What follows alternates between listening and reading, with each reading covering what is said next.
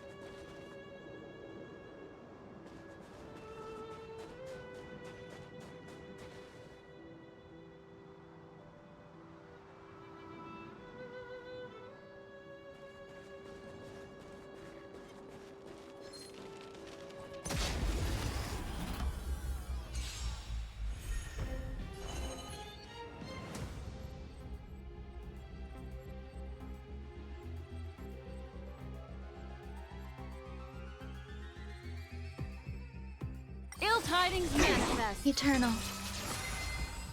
All will be swept away by the wind. Time to say bye. Boom.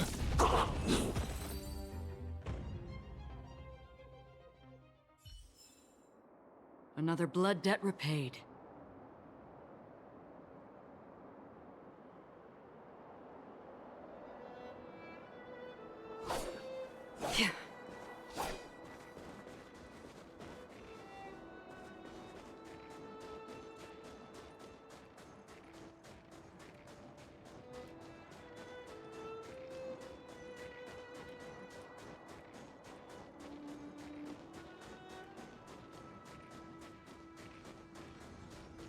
Stream forth, the gleam of old blades.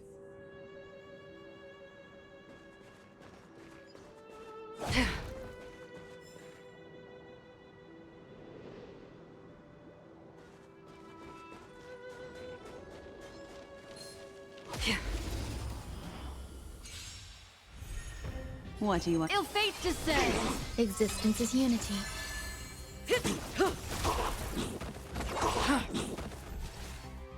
I weep for the departed. It too shall fall.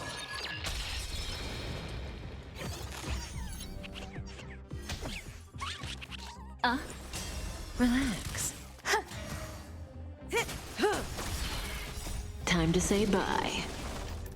Boom. Another blood debt repaid.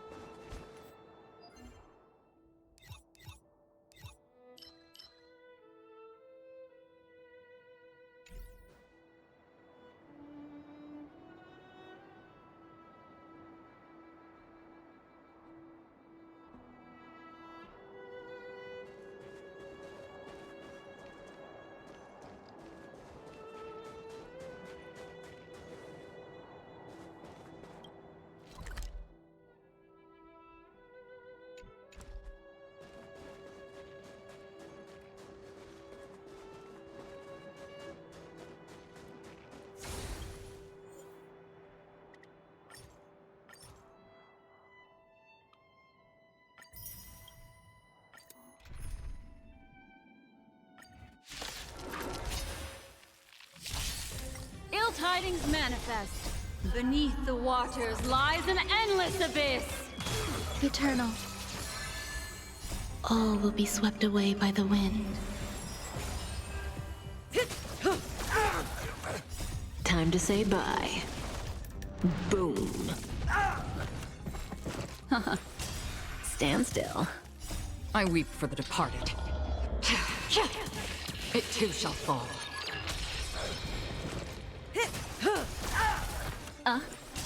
Relax. On the still waters of oblivion.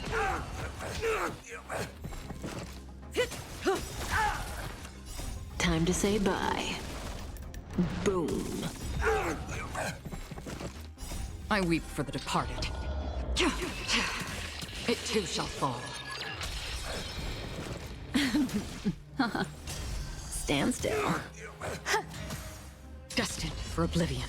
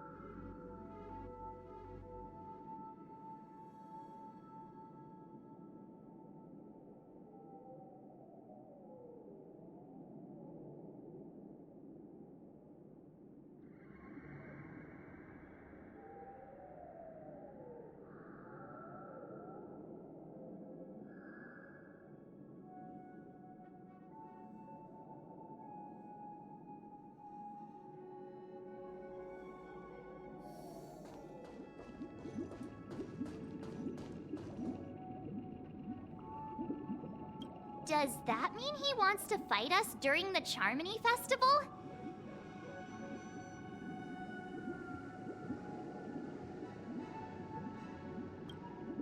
I'm afraid so. This is weird. Aren't Arc villains usually plotting some dirty conspiracy in the end? But he actually said something like, "In all fairness." Could it be that he's underestimating us? Well, in my opinion, Sunday is deeply committed to his own philosophy and genuinely wants to prove that the Order is right. I sensed a strong conviction and a desire for dominance in him. Maybe he won't accept the outcome unless he wins fair and square. That's why he'll give it his all in the upcoming battle.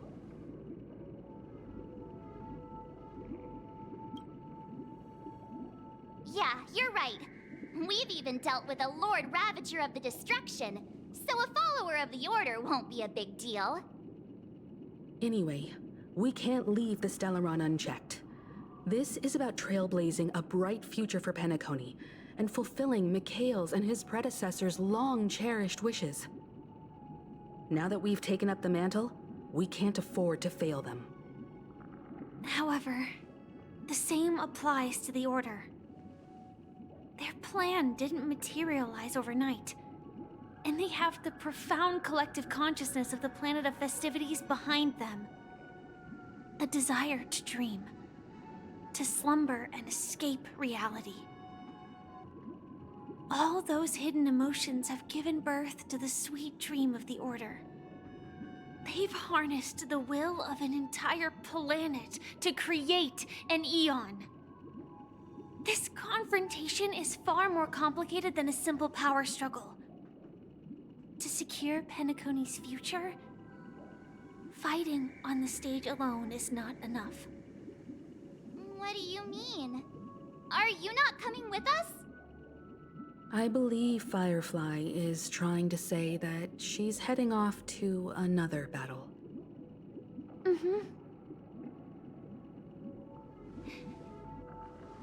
Before I left, the Destiny Slave told me that this journey would bring unforgettable rewards. Even though the script he gave me only had a few lines, I couldn't ignore them. Because one of the lines said, "I'll experience death 3 times in the land of the dreams." 3 times? This can't be serious, right? The first time was a painful death when I was stabbed by the Blade of Dormancy, which led to all subsequent events. The script will always come true, but in a way that will only be revealed when that page is turned. So now I've understood the meaning of my second death. And I am prepared to face it. If all goes well, my efforts will provide crucial support for you. Only by achieving victory in this battle can we secure a future for Penacony. And only then, my third and final death won't come true in the most terrible form. The most terrible form? Does that mean... The true death. where everyone in Penacony loses themselves completely in the eternal sweet dream of the Order. We must do everything we can to prevent that. Have you made up your mind, Firefly?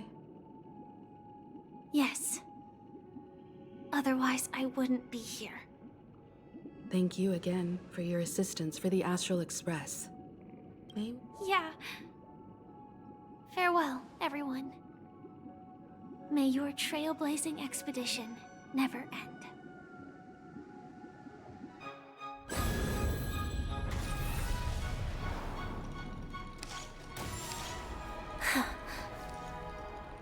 I dreamed of a scorched earth. Everyone, are you ready? A new shoot sprouted from the earth. It bloomed in the morning sun and whispered to me. Like fireflies to a flame, life begets death. May we meet again in reality.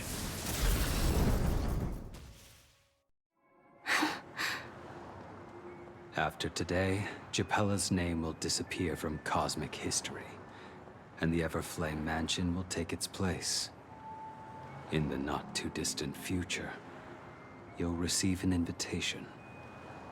That's your next stop. Land of the dreams. Penacony. I hope you find whatever you seek there. Be it answers or salvation. You mean my 3 deaths? Silverwolf told me about it. It's such a shame that it's not part of my script. Well, I want to live. I'm never afraid of death. The opposite of death is eternal life, and that's something I'll never desire. People die, and I am no exception. Death is like a script, a fate that cannot be defied. But that's exactly why we have to choose where we want to rest forever. Do you exist just to perish? Are you not the same, Blade? The end you desire is not one dictated by others. If I were to die now, I would only be a weapon. I believe I should die as a human. Though its definition escapes me, isn't this the answer that ordinary people look for their whole lives? A name that can be carved onto their tombstone. The tombstone that belongs to me once bore the inscription, Glamoth's Iron Cavalry. Then it changed to Stellaron Hunter. But one day, it will bear the name Firefly. And all the brilliance she showed at the end of her life.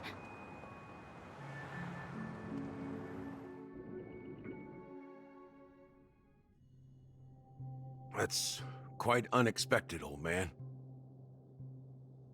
Who would have thought your crazy plan would actually work? Do all you nameless fools just act on a whim? I can sense that this false sweet dream is coming to an end. The Nameless may be young, but they had the ability to achieve this goal. Just like you did in your time. It's a shame you won't be able to see it firsthand. Maybe I won't either. Once something fictional is seen through, it ceases to exist. Yeah, not just those Nameless. Even Mr. Wings is just like you. Stubborn, won't listen or give up, no matter what. Well, fate is unpredictable, I guess. If we weren't bound by those cursed paths, maybe we could have had some good talks. But in the end, we managed to do it. And now we can find solace. Remember how those idiots cursed us? They said, "Go to hell, you worthless traitors." Well, I don't know if they really meant it, but if longing for freedom means going to hell, then I'll be joining you soon, you fool. Let's get together and have supper again in hell. Oh, I almost forgot. There's one more thing. Here's to you. A glass of hello and goodbye, Trailblazer. To the imperfect tomorrow. It's warm here, isn't it? You're lucky to have found shelter from the rain.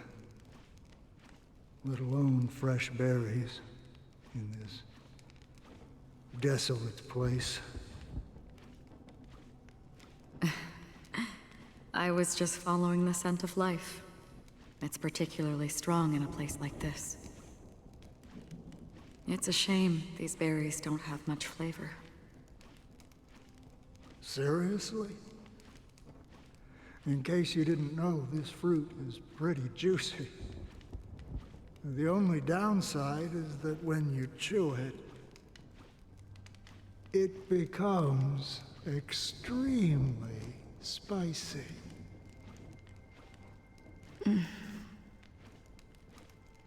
Have you lost your sense of taste?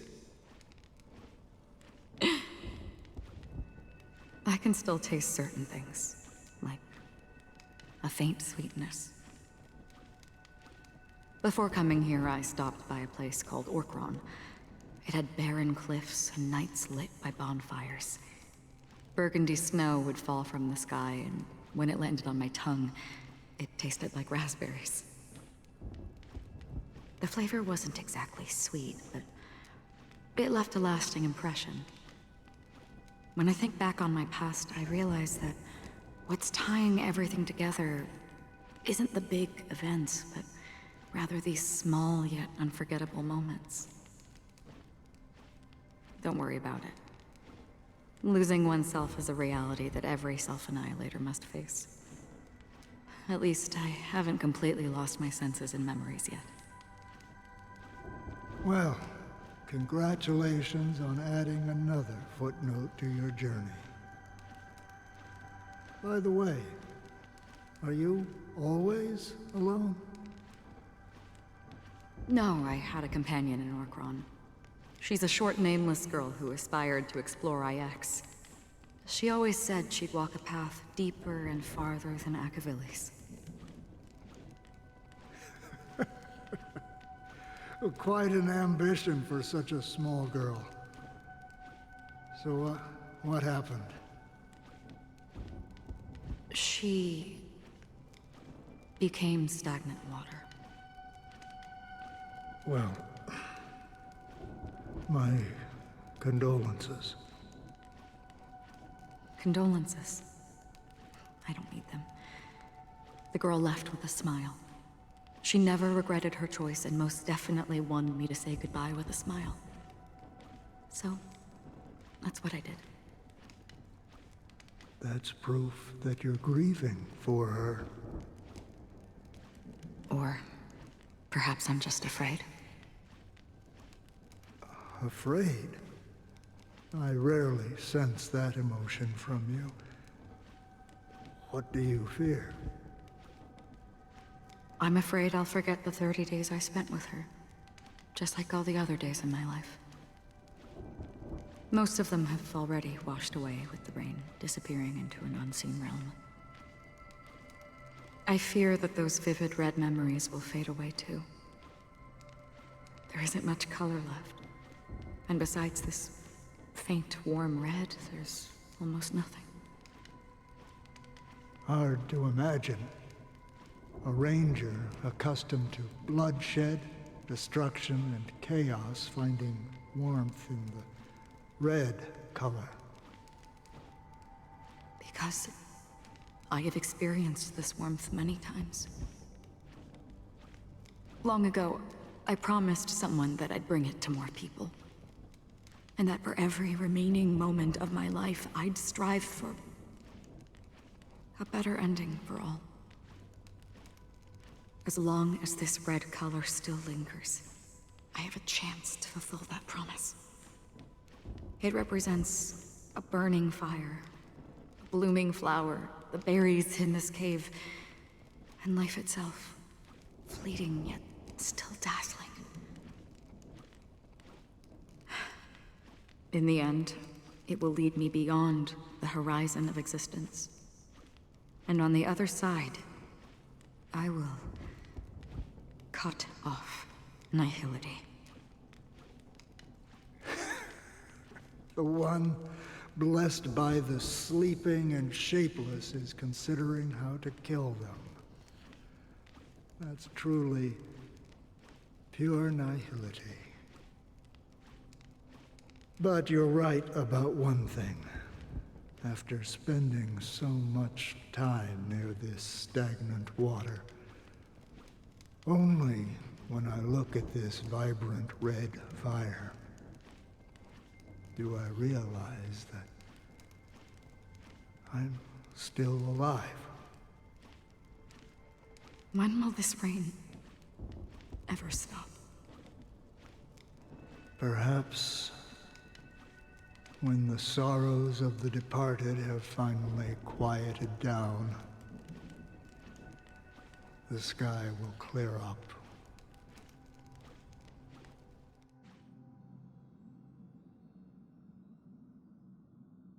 Have you heard of a planet named Biari Scamandros, Don Hung? It's one of the Paradise Kingdoms under the influence of the Harmony. A sought-after wonderland for the inhabitants of the Dardanu major and minor systems. Half an Amber Era ago, the family held an unprecedented festival there. And after that, everyone on the planet became part of the family. Do you think the same thing will happen on Penacony? Yes. Or how else can we explain it? The family deliberately used the Watchmaker's invitation to keep all the Pathstriders here, but banished the Emanator of the Nihility. Because of the Nihility, I'm rarely affected by the power of other paths, but somehow I can unconsciously infiltrate them. Maybe that's the risk they're trying to avoid. I would disagree. Biari Scamandros is not part of the credit system or connected to the Silver Rail. It's nothing more than a remote civilization sheltered by the Harmony. But Penacony is different. If the family messes with Penacony, that would be like declaring war on almost half of the factions in the cosmos. They have no reason to do that. No, they don't. If they truly serve the Harmony, that is. What do you mean? The path in Penacony is impure. The Harmony here has impurities. Do you remember the Ancient Swarm disaster? Tazeront, the propagation, brought endless havoc to the universe, and it eventually evolved into a fierce battle among all eons. 2 paths lost their eons in that war, the propagation and the order. Coincidentally, their downfall is related to a certain eon. Xipe, the Harmony. Legend has it that they participated in the crusade against the Imperator Insectorum, and devoured Anna the Order for unknown reasons. Holy forgaroni. So you're saying that the 2 leaderless paths are working behind the scenes? But I don't see any descendants of the propagation in Penacony. Could it be that the remnants of Beyond the Sky Choir are hiding within the family, trying to resurrect a fallen eon? I can't say for sure, but they're definitely planning something for the Charmony Festival. Holy wobble. Boo, now this is getting way too complicated. Is this why you want us to leave Astana right away? Are you giving up? The Charmony Festival will start soon. There's one thing that I need to confirm no matter what. A warp jump is the best way to do so. Time is running out. I have another plan.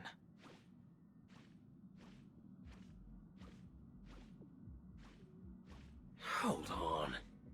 Are you thinking of using the Jade Abacus of Allying Oath? Exactly. The assistance from the Lawful Cloud Knights would be enough. Think it over carefully. You can only use that once in your lifetime. I have considered it thoroughly. My companions are... they're also once-in-a-lifetime treasures.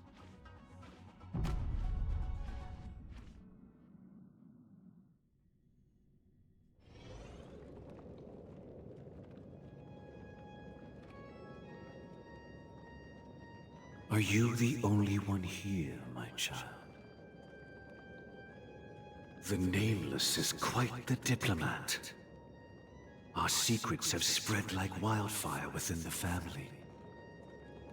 And IPC starships are gathering towards Astana. This is a crucial moment for us. So, where is the Chosen One who harmonizes the varied sounds?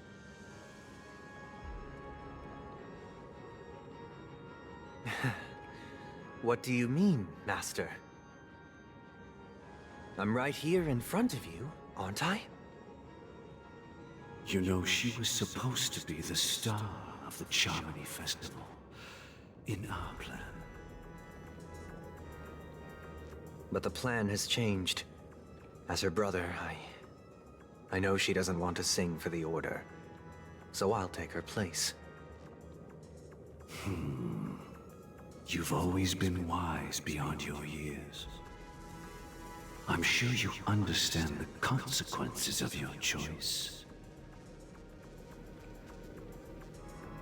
If you consider this a betrayal... well, there can't be two suns in the sky. I'll step up and take down the other sun if necessary. Do you believe in karma? If karma exists, then everyone has their own karma. You have yours, and I have mine. And my karma has nothing to do with you, Mr. Gopherwood.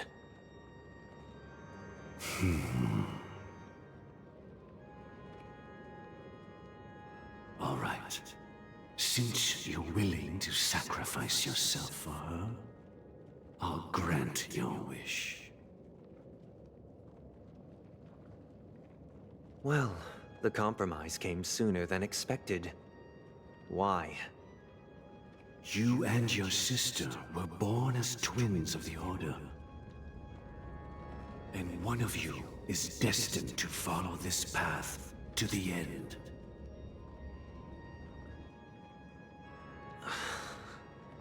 Is this part of your plan? Of course. You're still as clever as you were when you were a child. The opening is near. Go, my child. Seize the power of the harmony and reveal your karma. I have one final question, Master. Why did you choose to bring the Order to Penacony? Wouldn't it have been better to choose a desperate world instead of a city filled with hope and dreams? Why? It's for justice, my child. If we lose justice in our hearts, we'll make the same mistake as the Harmony did. So, it's not you who manipulates the dreamscape with the Stellaron, but... Well, That's where our conversation ends. Go ahead. The 107,336 souls of the Oak family have dreamed of this moment too many times.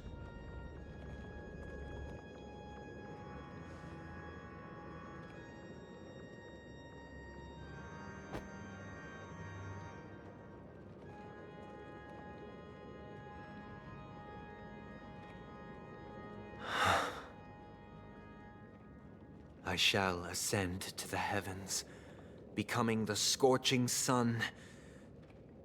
Bathed in my light, my people shall flourish, while all evil shall be eradicated.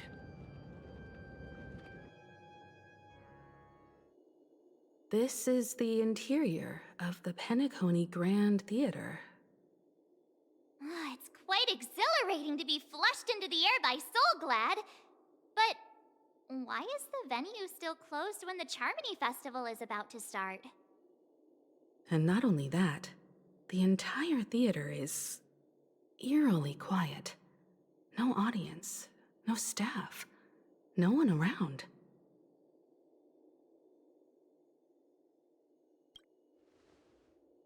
Even if we're late, a grand theater like this shouldn't be completely empty. Let's explore around. Be careful, everyone.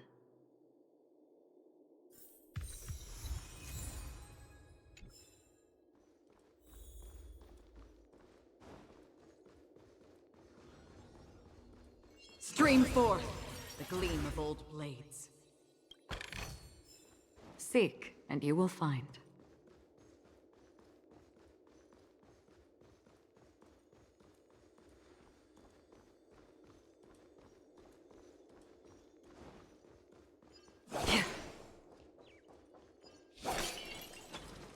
Gosh, the atmosphere here is so creepy and unsettling. Even if there's no audience yet, there should be some staff around. Why is it so silent? Stream forth the gleam of old blades.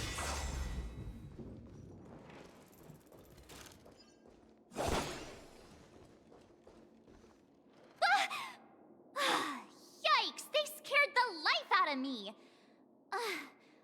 Why are there so many puppets at the ticket office?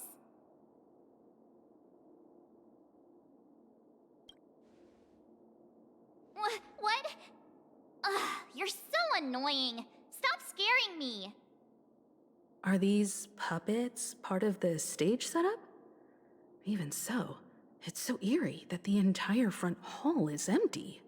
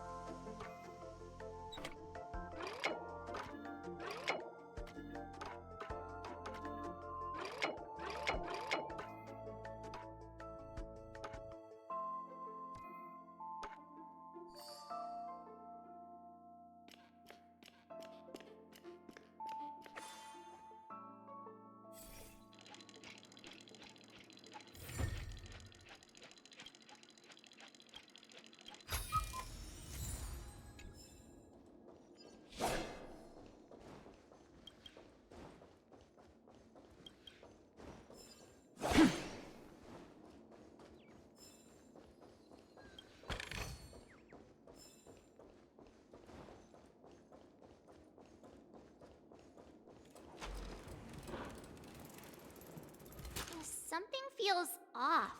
We're in the right place, right? There's no other grand theater in the dreamscape. So Sunday's messing with us? He said we'd have a final showdown on the stage, but why is there no one here? My apologies for the delay, March 7th. You scared me! Where are you now? I'm waiting for you behind the curtain. Following the Asdana tradition, I invite you to enjoy a stage play in 3 acts before the festival begins. History is a mirror reflecting the universe's true essence.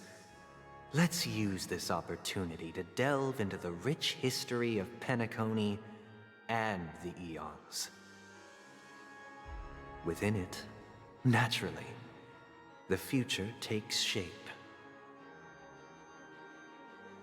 Let us commence with the dawning of the world. After the Dusk Wars, darkness veiled the sky, and chaos consumed the earth. Enna the Order emerged, destined to restore all existence. That marked the first day.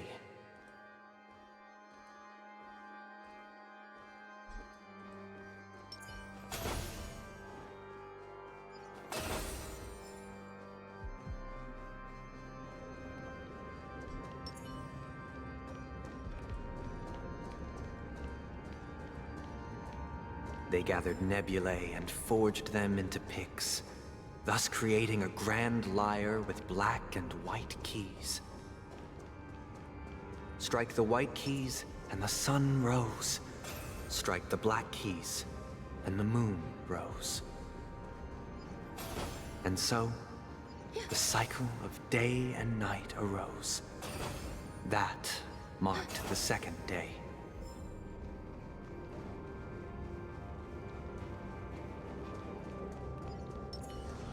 Stream forth the gleam of old blades.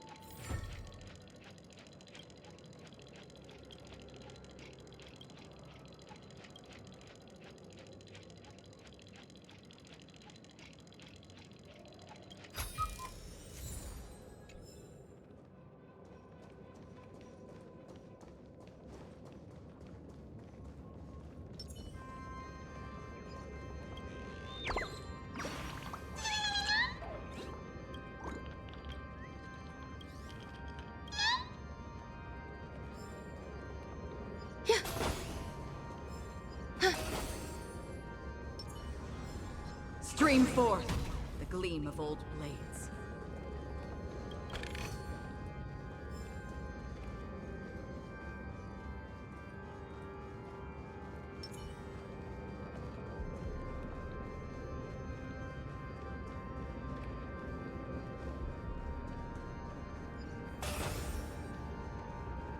Yeah.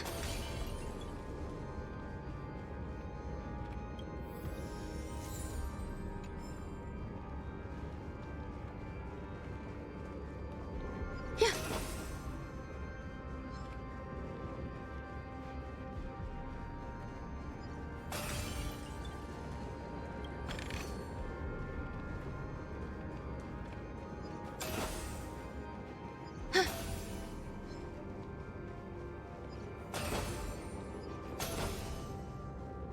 Yeah.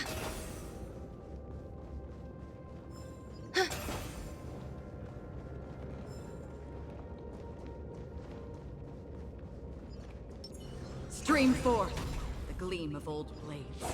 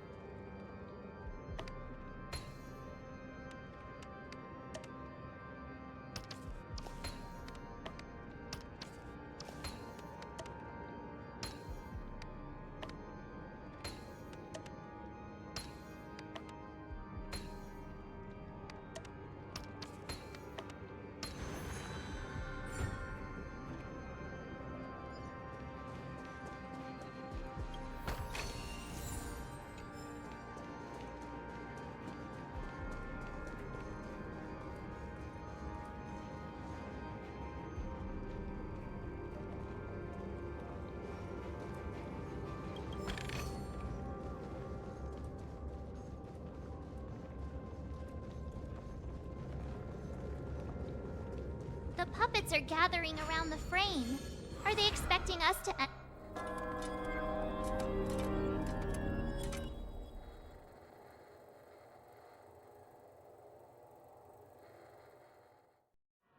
Where are we now? The atmosphere here looks similar to Sunday's inner world. Perhaps this so-called stage play is created with his abilities. This act is named Ode to Prisoner. Given the atmosphere here, I believe it's about Penacony's past.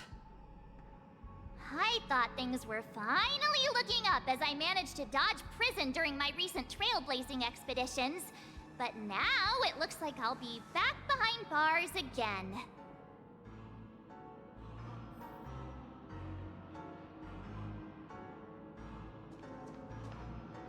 I genuinely wish to avoid a violent clash with my esteemed guests from afar. Therefore, I've arranged 3 acts before the situation becomes irreparable. Where shall we start our narrative? Well, let's start with the time when Penacony was still a frontier prison.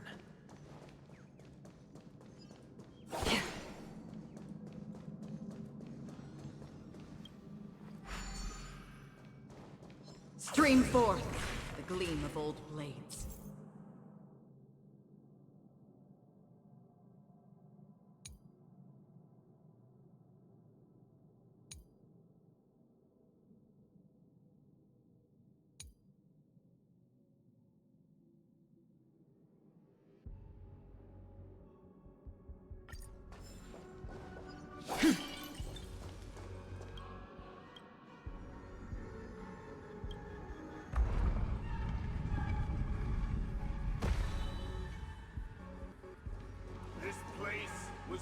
In 2147 AE, a prisoner named Hanunu ignited a struggle for liberty and emerged triumphant. IPC referred to it as the War of the Frontier, while the Asdanians dubbed it the War of Independence.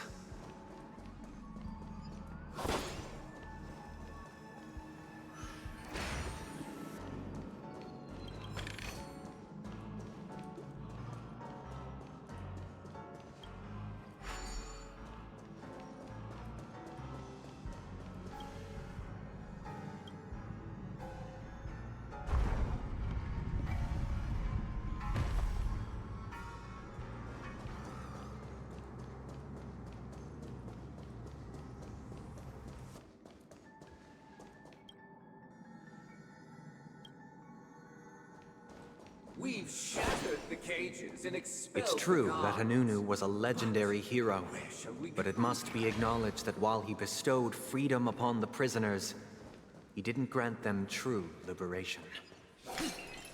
Thank you for staying here, honorable travelers. However, The three that nameless you stayed could on the manage planet, the guards, endeavoring though to they are no spread the longer tenets of enough. Trailblaze throughout the frontier prison. Alas, their efforts proved futile.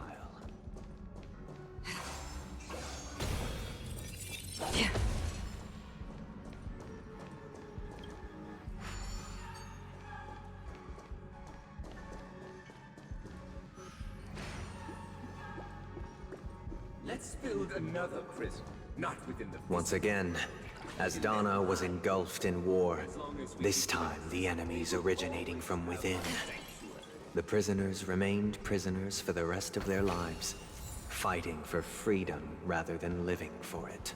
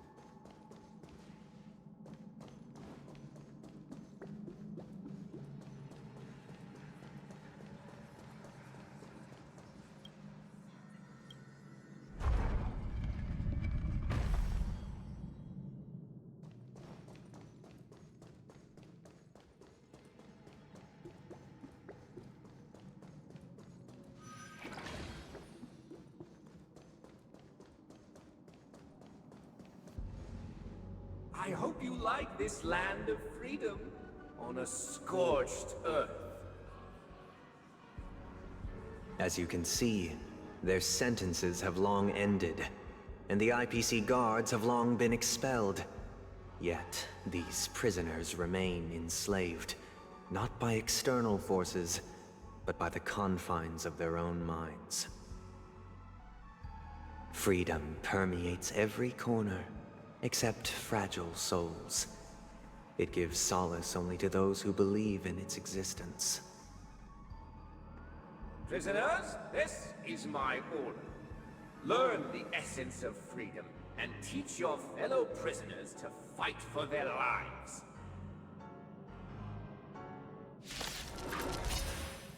Hey! Why do we have to fight while enjoying the show? For I desire not only your enjoyment, but also your assistance in its completion.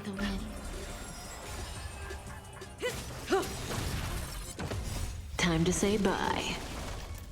Boom. I weep for the departed. It too shall fall.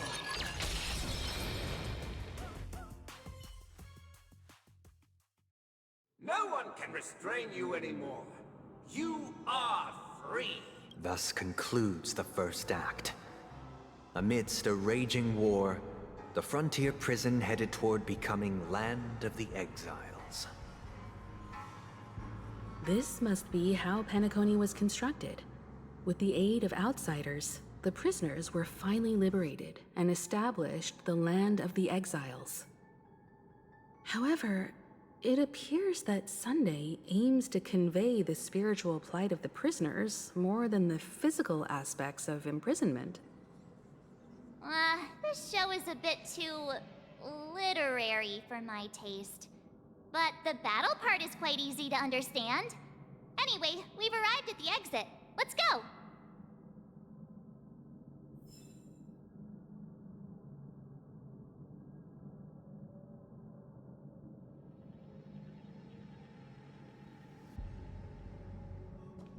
These puppets... Where are they guiding us this time?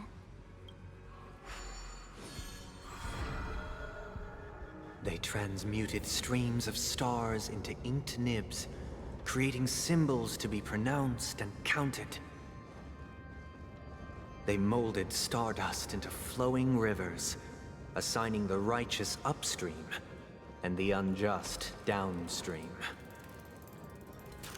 Thus, all things were marked, and the world learned to discern between good and evil. That marked the third and fourth days.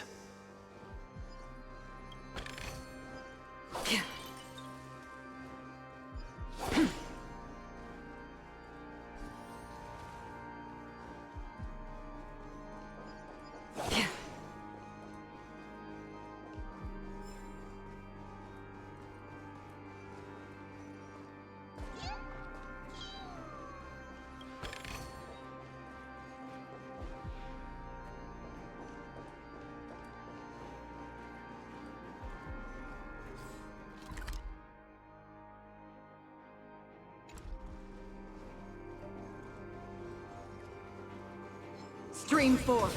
The gleam of old blades.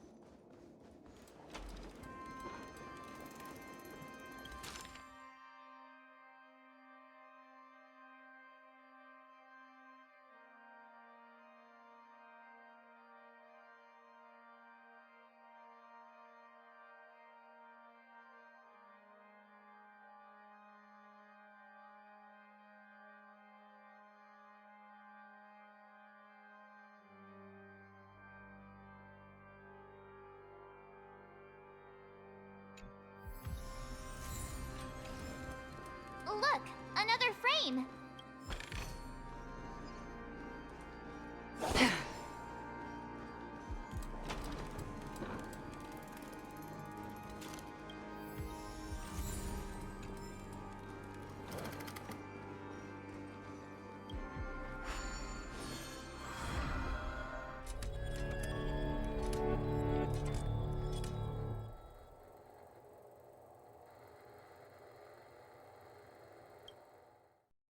Ode to Fool.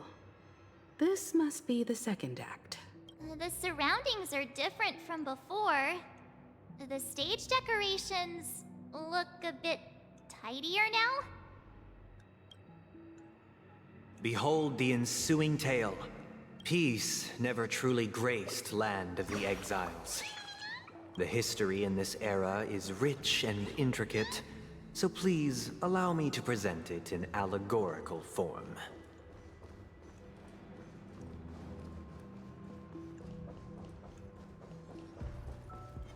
Stream 4. The gleam of old blades.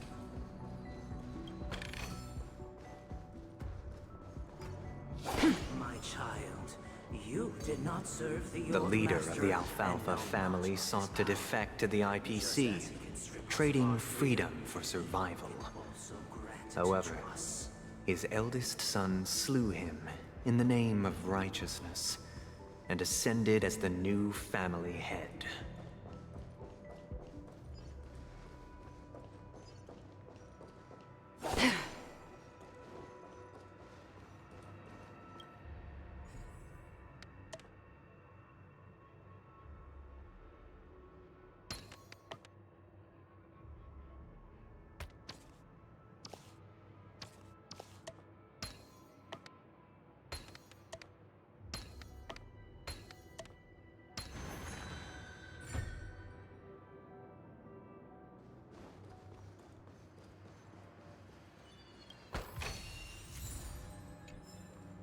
Welcome to this mansion, dear outsider. Land of the Exiles was in disarray, besieged by both internal and external perils. Though the 7 major lineages appeared united on the surface, each harbored their own ambitions, leading to ceaseless conflict.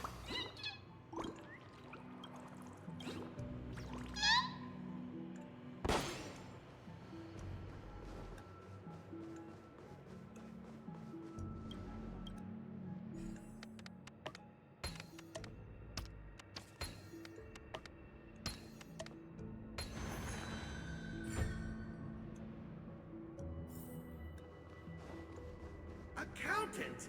We are the pillars of this mansion. The Black Plum family was the first to fall. They withered away in the White Desert event, orchestrated by the Alfalfa family. Because Master shaped you from clay, but forged me from fire.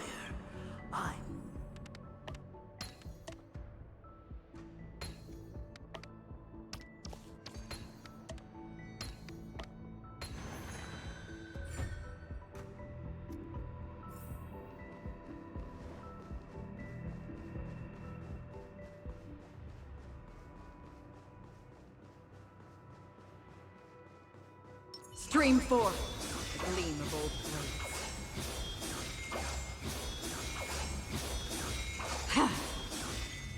As for me, I shall forge. Only when Gopher Wood led the family to Land of the Exiles and earned recognition from all 5 major lineages did Penacony earn its new name, the Land of the Dreams.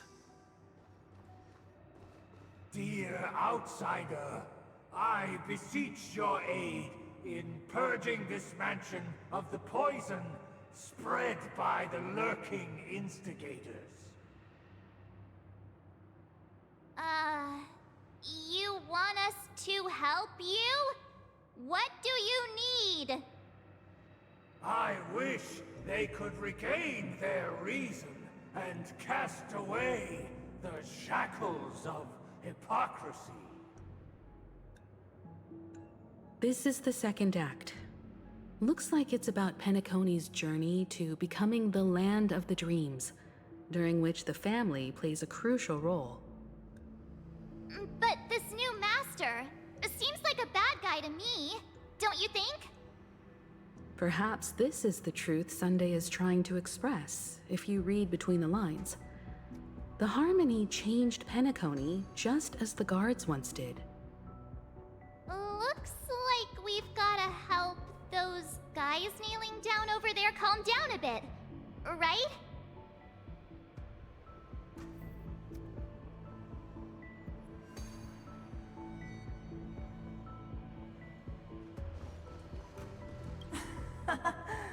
In the absence of my master, I am free. But without their guidance, for whom shall I sing?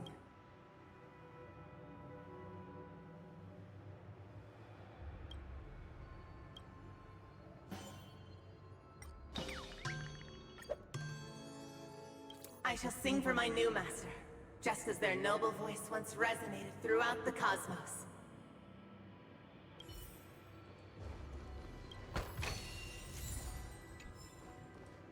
Master! Oh, you will return in due course, and I shall stand vigilant, awaiting the reward for my loyalty.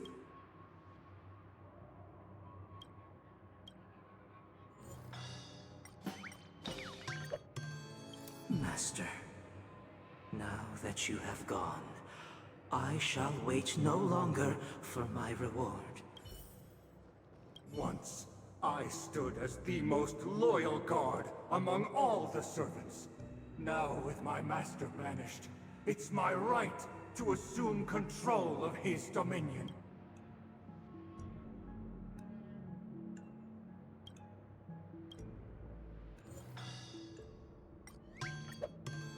My former master has long departed, but why do I still fear the remnants of his creation?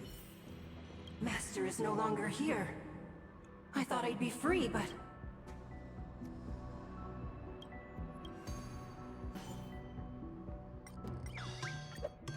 Master is no longer here. Either I shall be my own master, or I shall return to my form.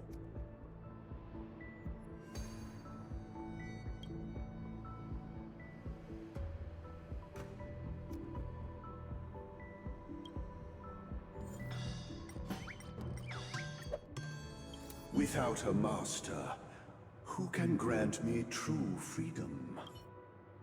Thank you, dear outsiders. My servants have regained their sanity. Heed me, one and all. Your former master shall not return. It is through righteousness and unwavering support for one another that we shall attain true perfection. Cast aside the veils of hypocrisy and embrace one another. Get ready. Looks like another fight is about to begin.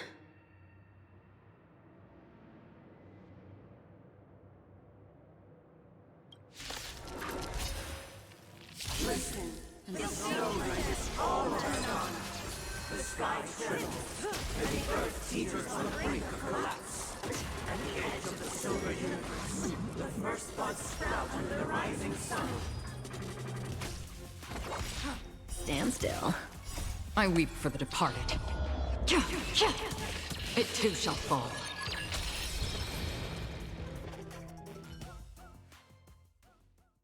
Alas, they remain but slaves till the very end, with the illusion of freedom. Thus concludes the second act. Amidst an illusory harmony, Land of the Exiles charted its course toward becoming the planet of festivities. This is how Penacony fell under the family's control. Since the arrival of the Harmony, the Land of the Exiles has undergone dramatic changes, not all of which have proven beneficial. This guy really loves dramatic scenes. Bet he comes from a whole lineage of stage performers.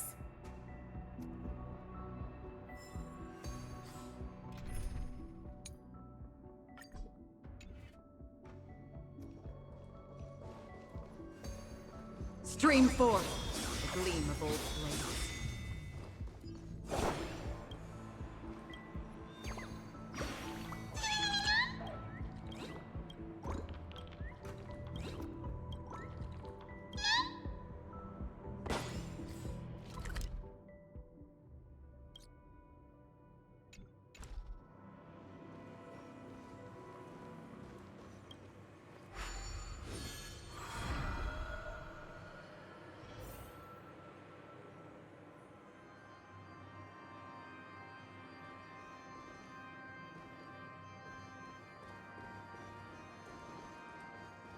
They used the planetary rings to establish the law, forging a code of conduct among the masses. A grand lyre with black and white keys served as an instrument, while symbols of articulation and numerical notation took the form of musical notes. The downward flowing river became a melody, and the canon of law dictated the form. Thus, all mortals found their unique place within this symphony. That marked the 5th and 6th days.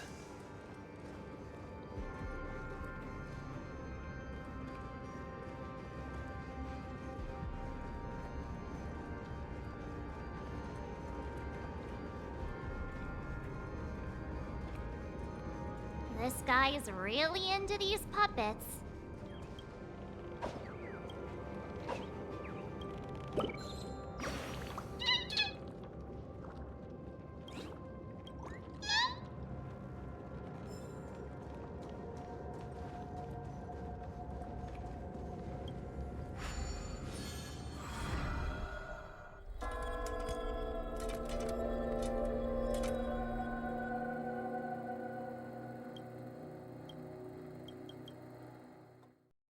Oh, I get it now.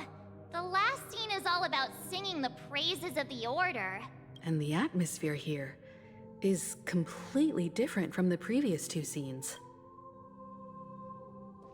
This is the concluding act of this play.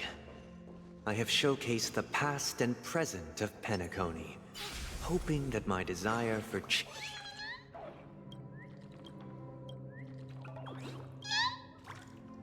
This is the concluding act of this play. I have showcased the past and present of Penacony, hoping that my desire for change resonates within you. And now, I shall reveal its future to you.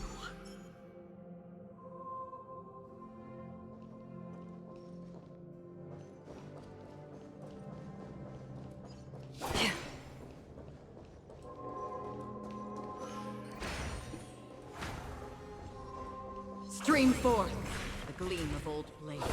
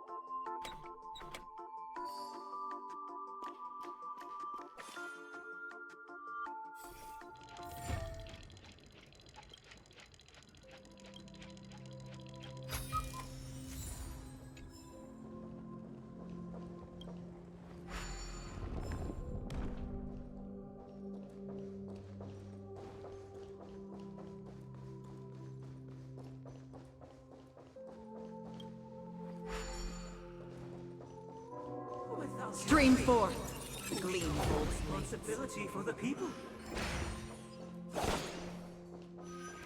The people lack foresight.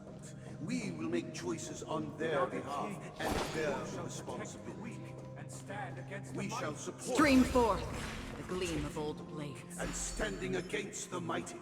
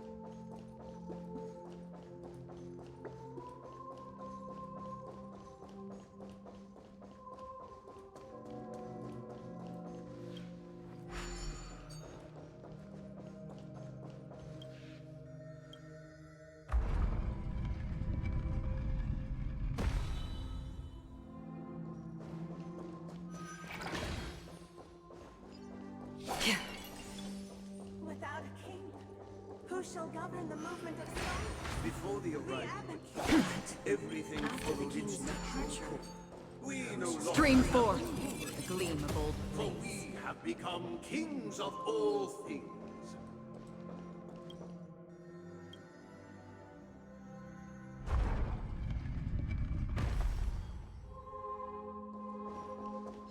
Stream forth the Gleam of old blades.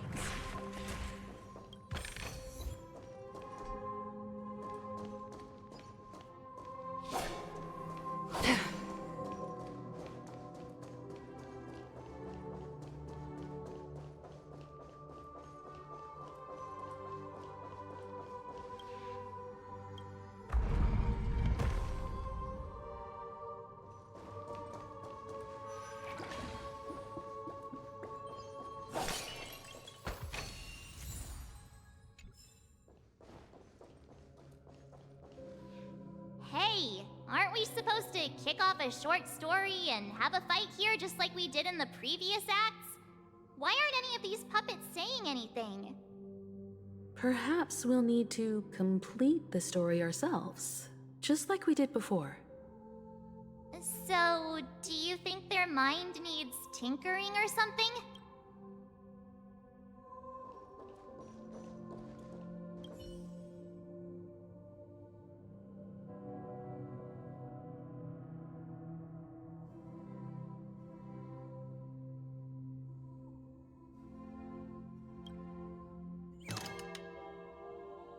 Farewell, former king.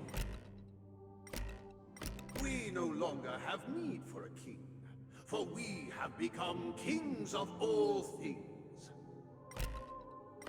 Farewell, former king. We no longer have need for a king, for we have become kings of all things. Farewell, former king. How did it go? You can't change them? What does that mean? My apologies for my negligence. I forgot to inform you that the final part was scripted long ago. Let our previous king recount it to you. Now it is time for the final rite. Prepare for battle. Looks like we'll have to fight again. Descending from the infinite spiral staircase, I traverse towards the future with measured steps. No need to remember me or seek my assistance. For the contours of my mind shall intersect with our experience. Together as one.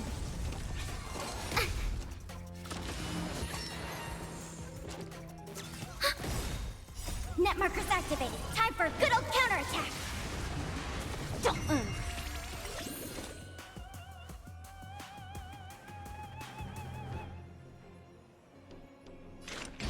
Destined for oblivion. In the hushed expanse of a nocturnal reverie, I leave faint traces behind.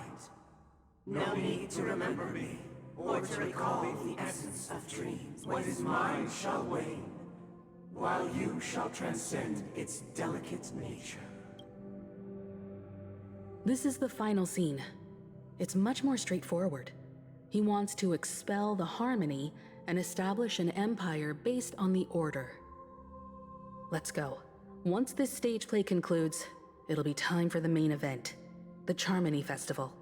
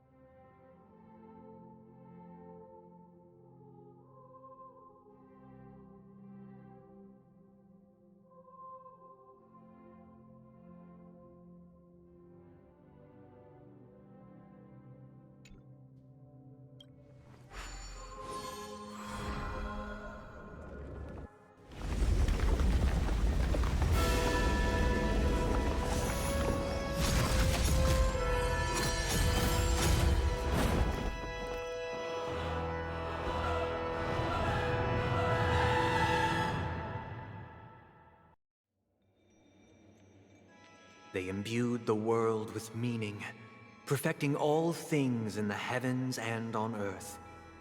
Then, they rested from the labors of creation. Yet, all beings cried out to Enna. Under the banner of the Order, you have defined all things in the cosmos. But this made us realize that we are but puppets in your hands. Thus, on that day, all beings united and cast the Eon into the abyss of oblivion. This Grand Theater looks totally different. Is this the power of the Order? Everyone, get ready. This could be a tough battle.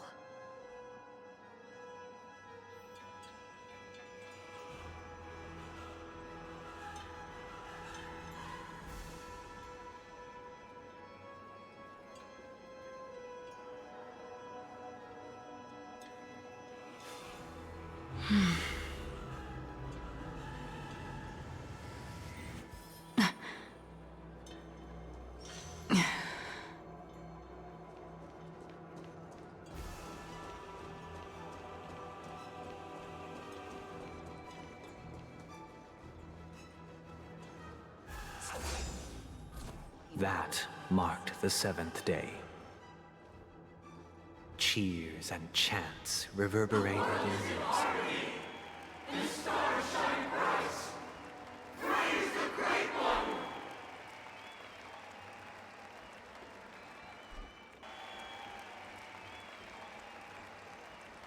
The Order is dead.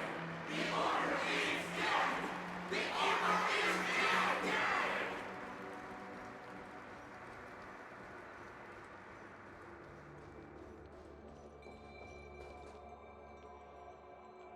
Look, there he is! That concludes everything related to the Order.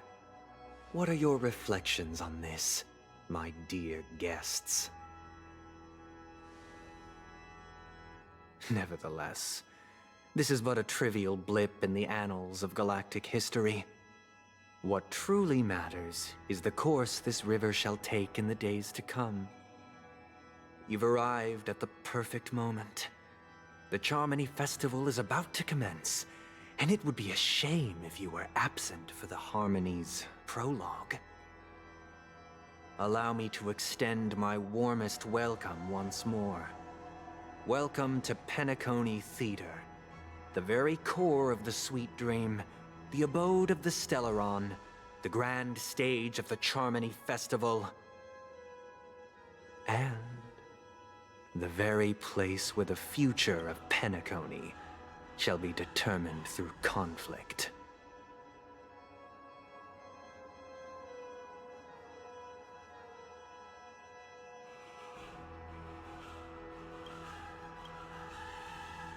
Your unwavering faith in the Trailblaze is truly impressive.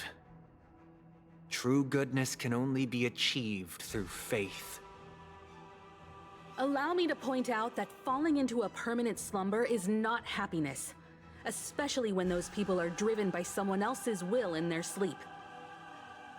Do you still believe that the Order only seeks to control the universe as their puppet, Himiko?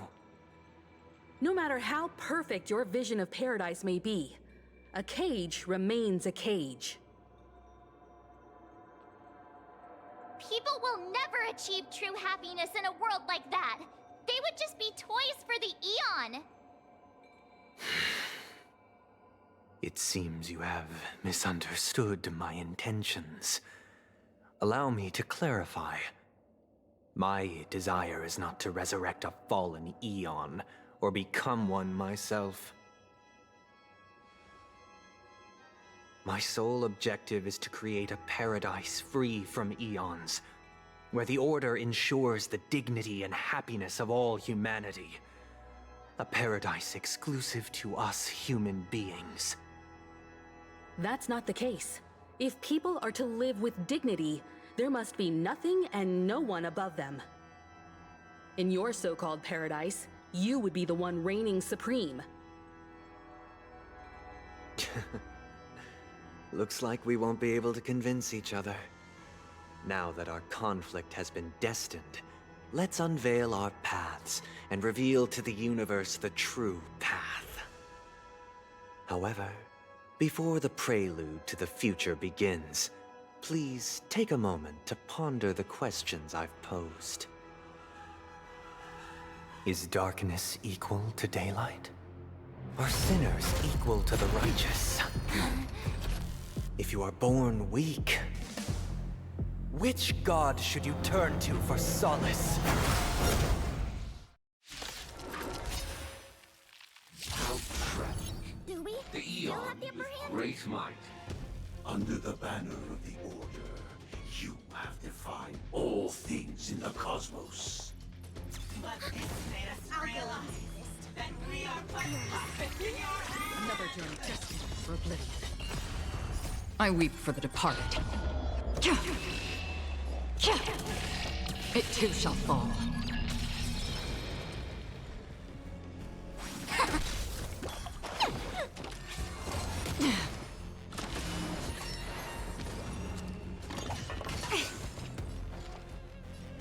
Ready for another? Let's play for a while. Let's play. Can you find the answer? Converge and awaken! Again? Free will, or was it fate? On the still waters of oblivion. No matter. Ouch, ouch, ouch! All things in this world. Human creations!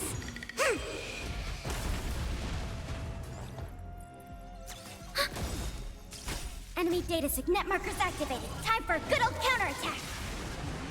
I'll go easy this time. Destined for oblivion. I weep for the departed. It too shall fall. The world is in harmony. The stars shine.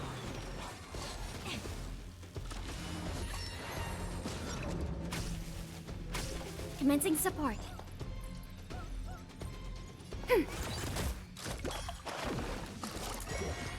Again? Let's play for a while. Feeling spiffy? On the still waters of oblivion. I already know your decision. I now permit you to gaze into the sun. On these 107,336 stones, the almighty and powerful strings of harmony are at my disposal!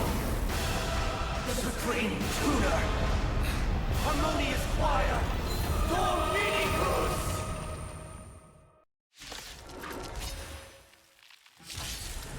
Oh, lost souls, come and meet your master! The embodiment of the harmony? So the true purpose of the Charmony Festival is to usurp it?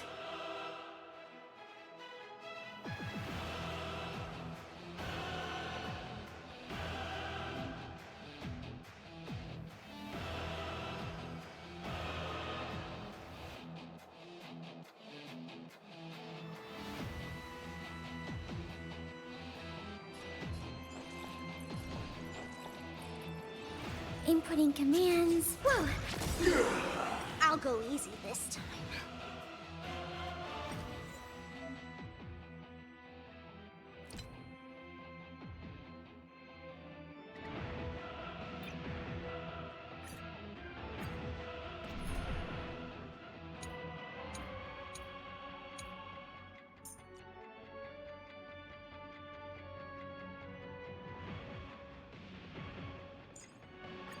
Lady Asta! How's your mother been? We should hang out more.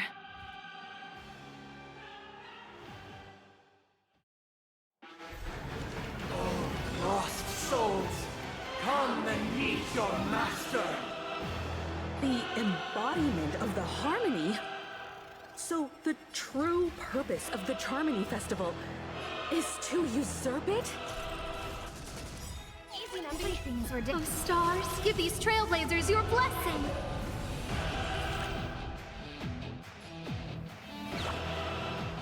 Liquidation! Down, noisy! Converge and awaken! Time for an open.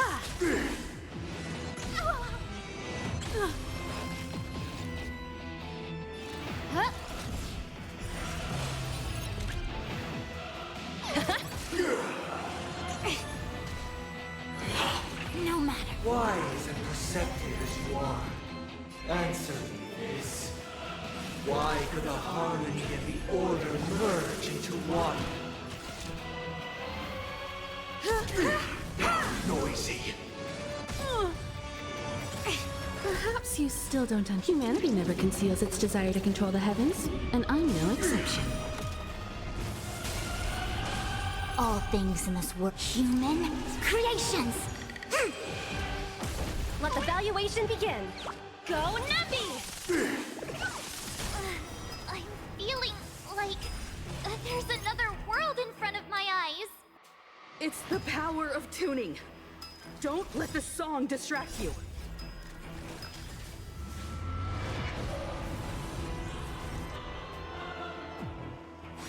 I have something for you. Disordering noise. Easy, Numby. Liquidation! Right! Investing in victory means playing the long game! Disorderly noise. The noise is fading. No matter. Converge and awaken! No matter. All things in the human creations!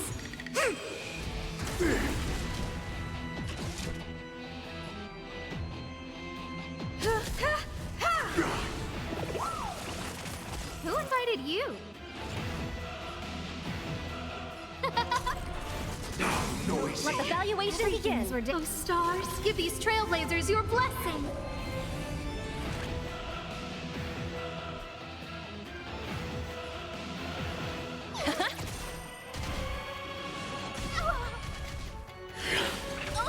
Sink into a dream.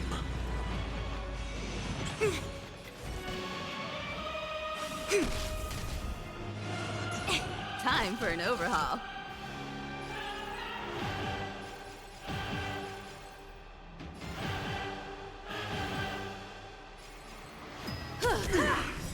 Noisy. Perhaps you still... Humanity never conceals its desire to control the heavens, and I'm no exception. The time has come. Creation will be reborn from the remains of the gods. Dan Heng?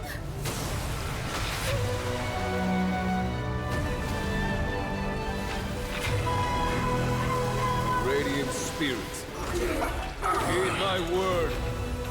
Show no mercy!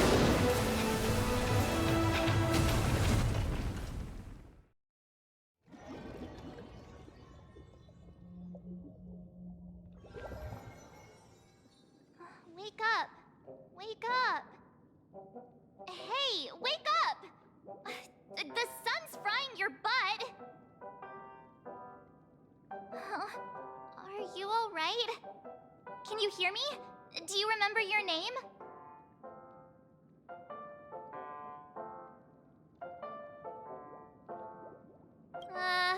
Kind of. It was General Qing Yuan who helped us shoot it down. In any case, since you remember what happened just now, well, that's put my mind at ease. It's a long story. Simply put, Dan Heng used the Jade Abacus of Allying Oath when we were in the middle of a fierce battle, and summoned the General to help us just in time. And then we returned to reality. Look, this is your room. Everyone else has also returned from the dreamscape. Himeko and the rest are at the lobby discussing matters with the General. And now that you're awake, we should tell the crew that you're all right. Come with me. Not going to come chat with me. Sleepyhead.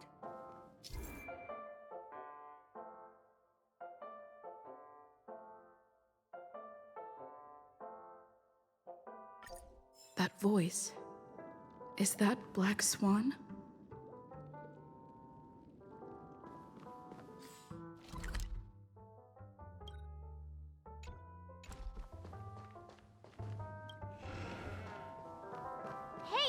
you going?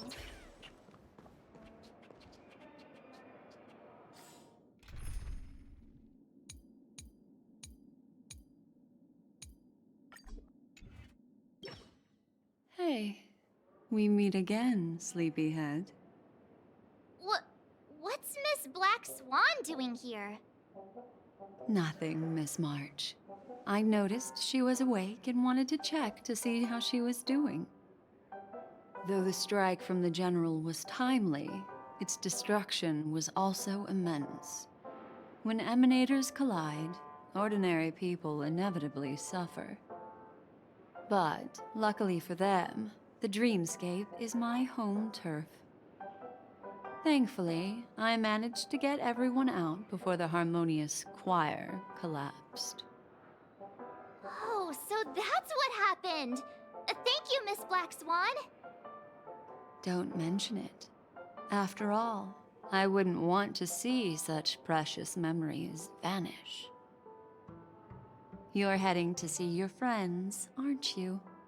Would it bother you if I walked with you for a short while? Of course not. But you're not planning on doing something like last time, are you? Why would you think that? I've never harbored any ill intentions. Well, not when you are around, anyway. Himeko and Mr. Yang are probably still busy. Let's go look for Don Hung first!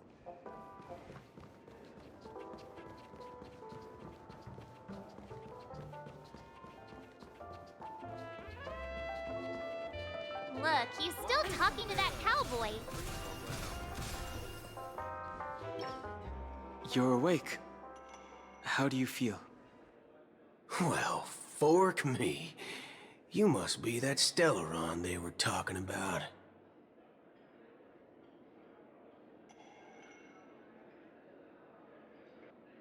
Allow me to introduce him to you. This is Boot Hill, a Galaxy Ranger. During our pursuit of a certain person, we crossed paths and just so happened to uncover a shocking plot being concocted by Mr. Sunday. Which is why we sought you out, to help the Astral Express save the world together. No need for thanks. The Galaxy Ranger's principle is correct every injustice one sees. That's how you lot in the Xianzhou put it, right, Don Hung? More or less. Wait, hold on a sec. This is the first time I'm hearing about this certain person. Who are you chasing? And why would that lead you to the Express? Good question. It's, who was it again? Don Hung. Do you remember?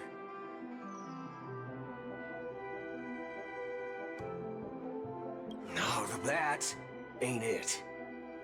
I just can't seem to recall. Weird. My neurochip hasn't registered any malfunctions. I can't seem to remember either. What's going on? Heck. Forget about it. If it slipped all our minds, reckon that person was just a minor scoundrel. Unimportant. Ain't gonna stop us from piecing together the story anyhow. Yes, when the dust settles, I'll just think of a way to recall it in the memory zone. Everyone, let's hurry up and look for Miss Himiko, shall we? She's now a minor star on Penacony, and the entire hotel's concerned about her well-being. You're right. Let's head to the lobby then.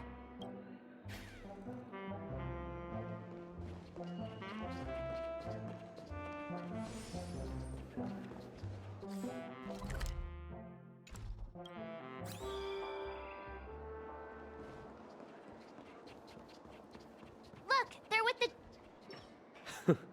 That's all right. In these times of conflict for the sake of utmost safety, It is only right that the Alliance steps forward to mediate on behalf of the Astral Express. We must not allow you to take unnecessary risks. Furthermore, despite the IPC's eagerness for success, it prioritizes peace above all. And the family, trapped though it may be, professes a desire for harmony. The Alliance has always won people over with reason. I firmly believe both parties can indeed put aside their differences and come to a peaceful agreement. The General possesses a deep understanding of the greater good. With the Cienjo Alliance mediating, peace for Penacony is within reach. You flatter me. But ultimately, it's been all down to the Express. Without your efforts, this sweet dream paradise would have been claimed by the last remnants of order before there was even a shot at peace.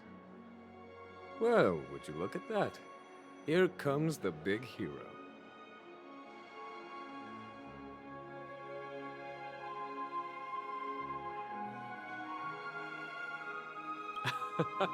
If it isn't the galactic baseballer, a hero with unparalleled insight. Are you okay? I heard you couldn't wake up. Are you feeling unwell? Don't worry, Mr. Yang. There's nothing wrong with her. She practically burned through a lifetime's worth of jokes on the way here. What about you, Mr. Yang?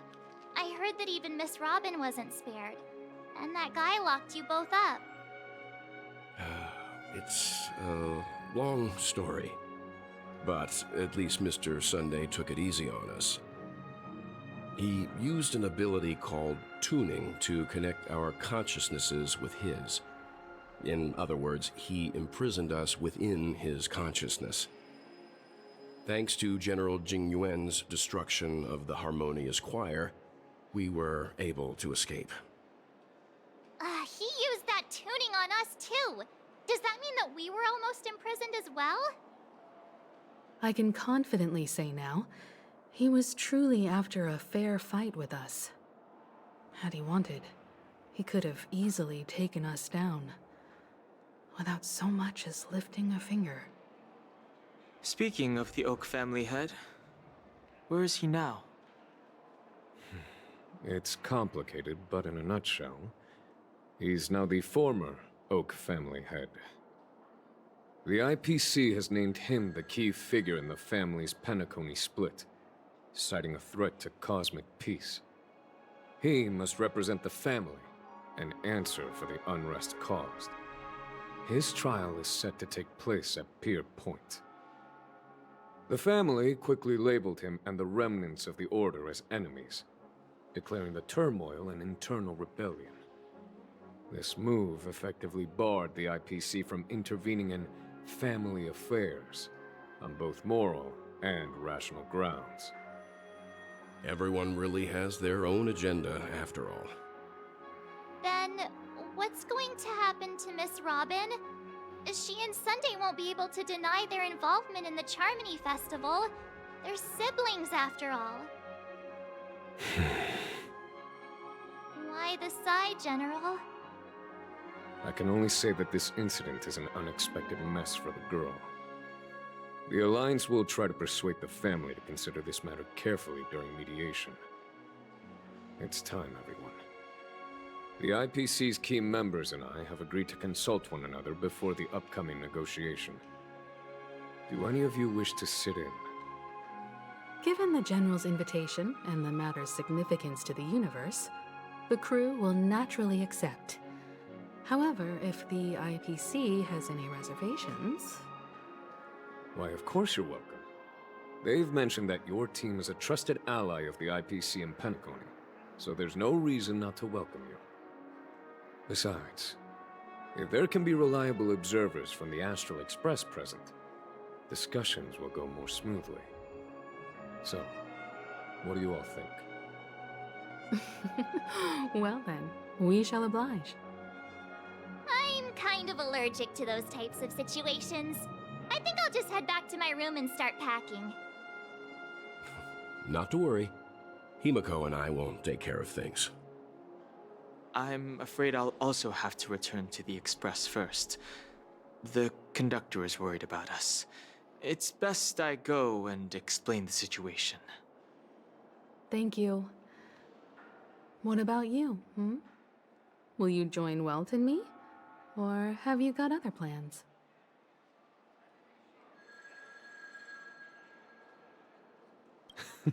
Great. Although I'm not too sure of the reason, the representatives from the IPC have insisted on her presence. Allow me to lead the way. Follow me, please. The negotiation will commence at the hotel lobby. Everyone, please follow me.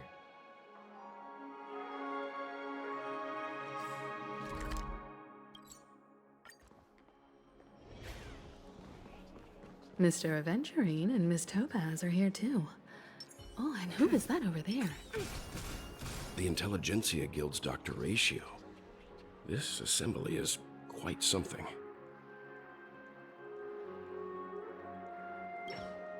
It's been a while, my Astral Express friends.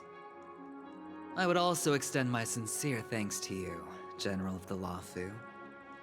The presence of everyone here assures that the talks will likely reach a conclusion that satisfies all sides. Oh. Looks like everyone has come with expectations. Care to share? Of course. Topaz, if you please. Sure, leave it to me. In summary, it's good news. After much deliberation from the Strategic Investment Department's Council, the absolute majority of members have agreed to the following resolutions. In light of long-term considerations for interastral peace, and by authority of Pierpoint HQ, the Strategic Investment Department, on behalf of the Interastral Peace Corporation, will permanently relinquish its claim on Penacony sovereignty and offer unconditional support of the family's rebuilding efforts on Penacony. Now that's something.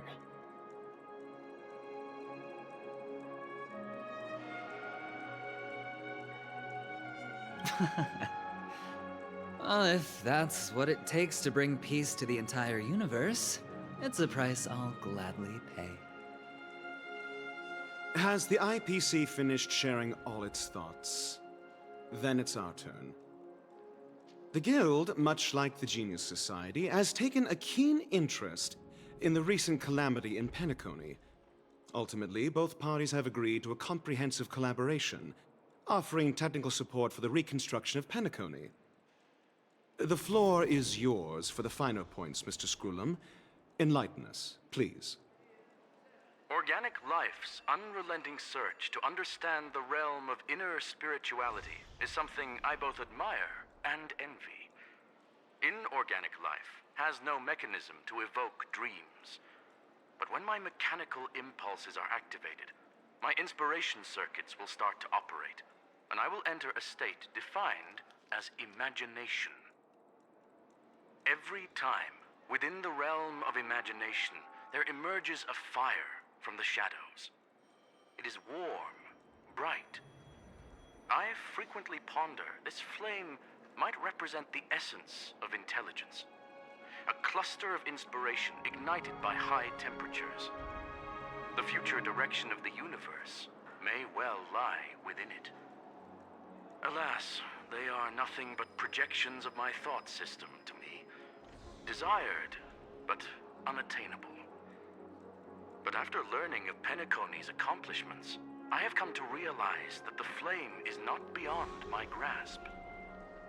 After deliberations with my partners, we have decided to defer the progress of the Simulated Universe project, and instead assist the Intelligentsia Guild as technological consultants in the research of the Dreamscape and Memory Zone, so that these assets may be better used to serve humanity.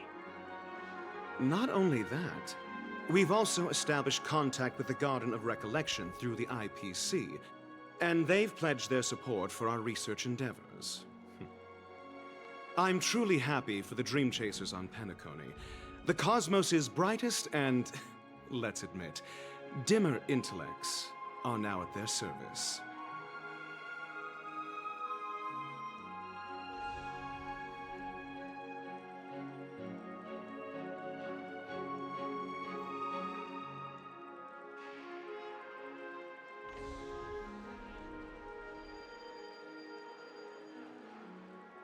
but... never mind. At the end of the day, this is a positive outcome. No wonder everyone insisted that she be there. It heartens me to learn that everyone is willing to put aside their differences for Penacony's plight. I trust that everyone will surely reach consensus in the upcoming negotiations. Looks like Penacony's future is decided. I'm wondering, is there anything else the crew is concerned about? Peace is our greatest wish. Beyond that, we desire nothing else. Well, that's good. Now that everyone's minds are at ease, I shall take my leave. You may now depart with peace of mind. The Alliance will deal with all subsequent procedures. If that's the case, it appears that we have nothing else to worry about on Penacony. Looks like it's time for us to embark on a new voyage. Sounds good to me. You two head back to the Express first. I'll pick up March and deal with the checkout procedure. Oh, also, Miss Black Swan, you have a matter to discuss with me, yes? Nothing escapes your attention, Miss Navigator. You've been with us this whole time, huh? In any case, she and I will be waiting for you and March on the Express. Let's go. Our time on Penacony has come to a fruitful end. Penacony's journey ends here. I guess it was pretty fruitful.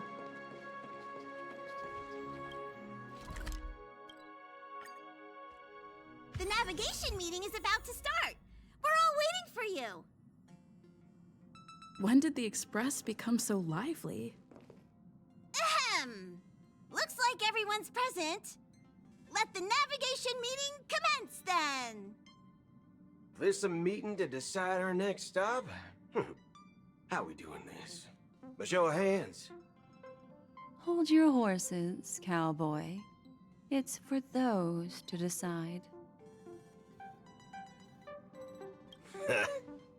I'm just catching a lift.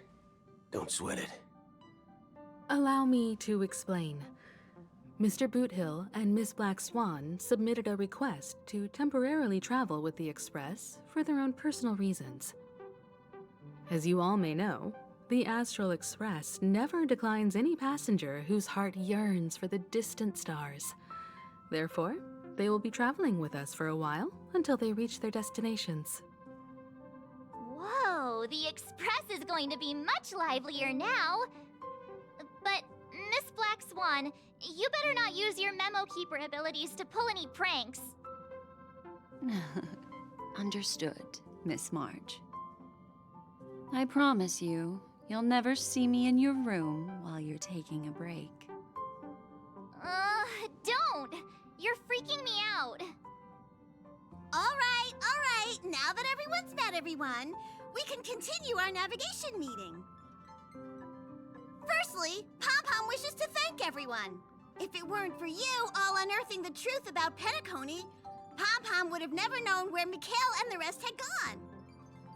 What they had to go through was regrettable, but I reckon they all fulfilled their wishes. And it was thanks to all of you. Thank you, everyone.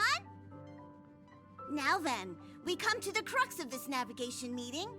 We must decide on the Express's next stop. Let me introduce our current options.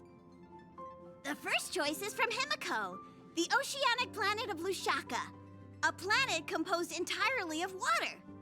Many aquatic races reside there. Of course, it's also the home planet of the venerable, nameless Mikhail. The second choice is the agate world Melustanen, suggested by Welt. It's famed as one of the initial sites of the Stellaron disaster, and the place where the beauty Idrilla ascended.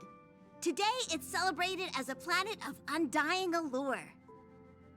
The third choice is Edostar, a planet nestled within a vast ion storm region, currently under assault by the Antimatter Legion.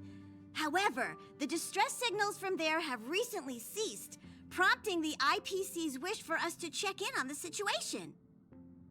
The last choice, courtesy of Black Swan, is the glass belt Petravia, a massive belt of asteroids that was turned to glass by the Lord Ravager Zephyro. These days, it's apparently known to house one of the branches of the Morning Actors Troupe. Ooh, so many options. I'm seeing stars already. Next up, everyone will select the destination that they wish to visit. And then, we'll put it to a vote. Though the fact that the distress signals have ceased means we're probably too late. But I still think we should investigate the situation there. Yes, I agree. As Nameless, should we not extend a helping hand? You and Dan Heng make good points. I'll throw in a vote for Edo Star 2. If that's the general sentiment, then we should indeed investigate. I vote for Edo Star 2. All votes for Edo Star! Looks like we have a winner! Next stop, Edo Star! Then this navigation meeting is adjourned. I'll go check the warp jump coordinates. Everyone can catch up on some rest in the meantime. When it's time to make the jump, Pom-Pom will make an announcement. There's still some time before the jump. What should I do? How about a chat? Over here.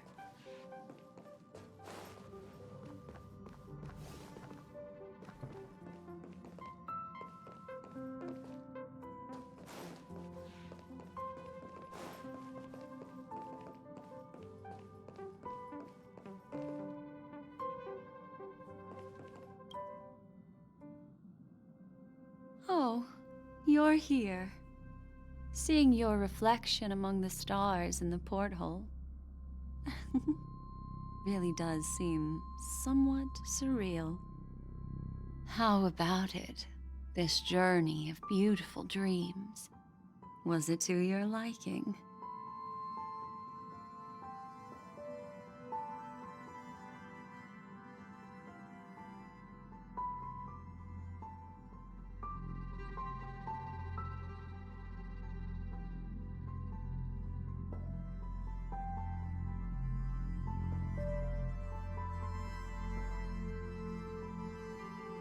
Tinge of regret, I sense. Oh, these are the kinds of lasting memories I cherish. So, how about you hand that small parting gift back to me? I'm quite eager to have it back.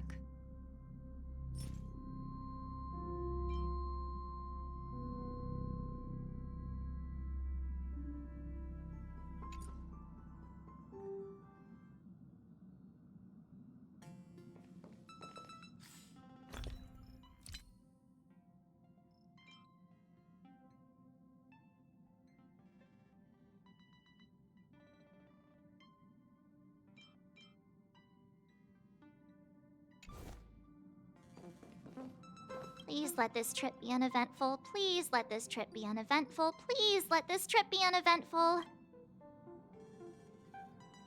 Mumbling? I'm praying. The last couple of trailblazing expeditions have been downright terrifying. It's about time we had some fun, cozy, and cute adventures for a change. Come on, start praying with me. Please let this trip be uneventful, please. Huh. For some reason, I'm suddenly stricken by the feeling that we haven't crossed paths in quite some time.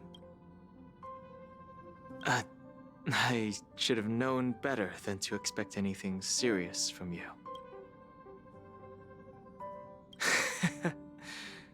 Got it. This Astral Express sure is comfy. But I got one tiny problem with it.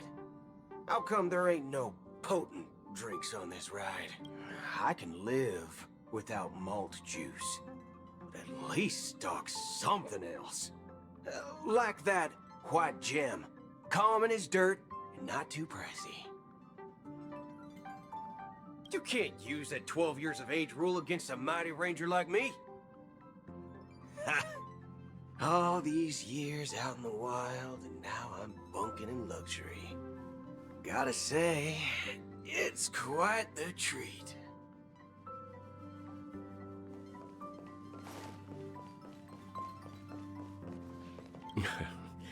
You're fast becoming an excellent trailblazer. It's an honor to be able to watch you grow. Don't downplay your achievements. Everyone has witnessed your growth. I've known many warriors in my time, and only a few achieved the kind of growth you have. Back home, where I'm from, you'd be rated at least an S tier. It's not been easy for you these past few days. You've earned some downtime. I'm looking forward to seeing how you'll... Come to think of it, this trip to Penacony was the first time we trailblazed together, wasn't it? Don't worry. We'll have plenty of time to spend together on the Express, so there'll definitely be more chances for adventures like this. Turn in early today. You've really been pushing yourself hard recently. If you don't take this chance to recharge, it could lead to long-term problems. It seems fine when you're young, but it's a different story as you age.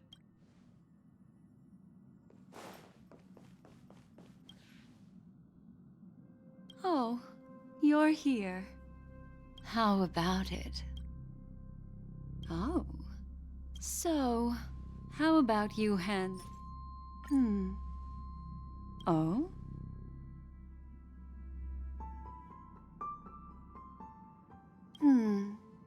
Never mind. I just stumbled upon a particularly fascinating spot in your memory. Before I explain, I would like to apologize to you. This farewell gift I gave you isn't really a compass from the memory zone, but merely an empty light cone. Remember when we entered the hotel in the dreamscape for the first time, and I procured a few trinkets from your companions? Their functions are similar. This way, I can always be attuned to your location, ready to assist immediately if you encounter any threats. But this is not its most intrinsic. Light cones are slices of light used to encapsulate solidified phenomena. This empty light cone is the same. It can etch your memories in their most vivid form, and then allow me to admire and manipulate them, turning them into unique mementos. All the world is born from the power of mind and soul, and that power is memory. To prevent ourselves from being forgotten by the world, we must make the world remember us, or use our memories to recreate it. Life, seemingly vast, offers but a scant collection of impactful memories. Some joyful, some sorrowful, some light, some heavy. But you are different. Memory is a reflection of the future. Within that reflection, I see your unparalleled worth. You have the power to craft memories that can captivate the world. Your memory can illuminate the universe's future path. And that memory will be as scintillating as the star clusters you see in this porthole.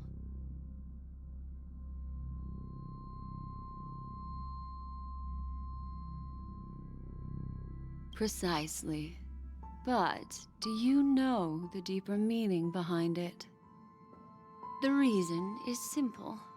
In this grandiose and ostentatious dream of the families, only you personally experienced the entire course.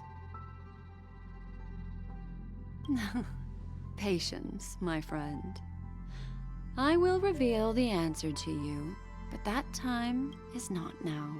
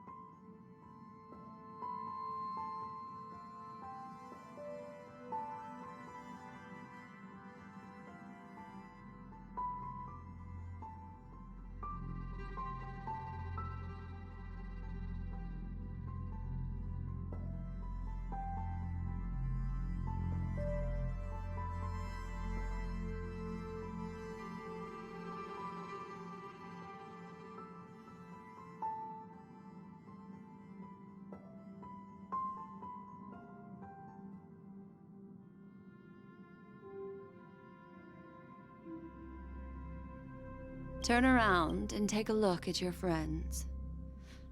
Every one of them is reveling at the arrival of their next destination, all filled with hopes and expectations of their own present and future. Revealing everything at this moment would be a bit of a buzzkill, wouldn't it? I'm looking for an opportune time, a time when you're totally at ease. Perhaps when the night grows hazy and you're about to drift off would be the most opportune. How about one fine night? I will prepare the candles, aromatics, and even a cushy couch to create a cozy dreamland for you.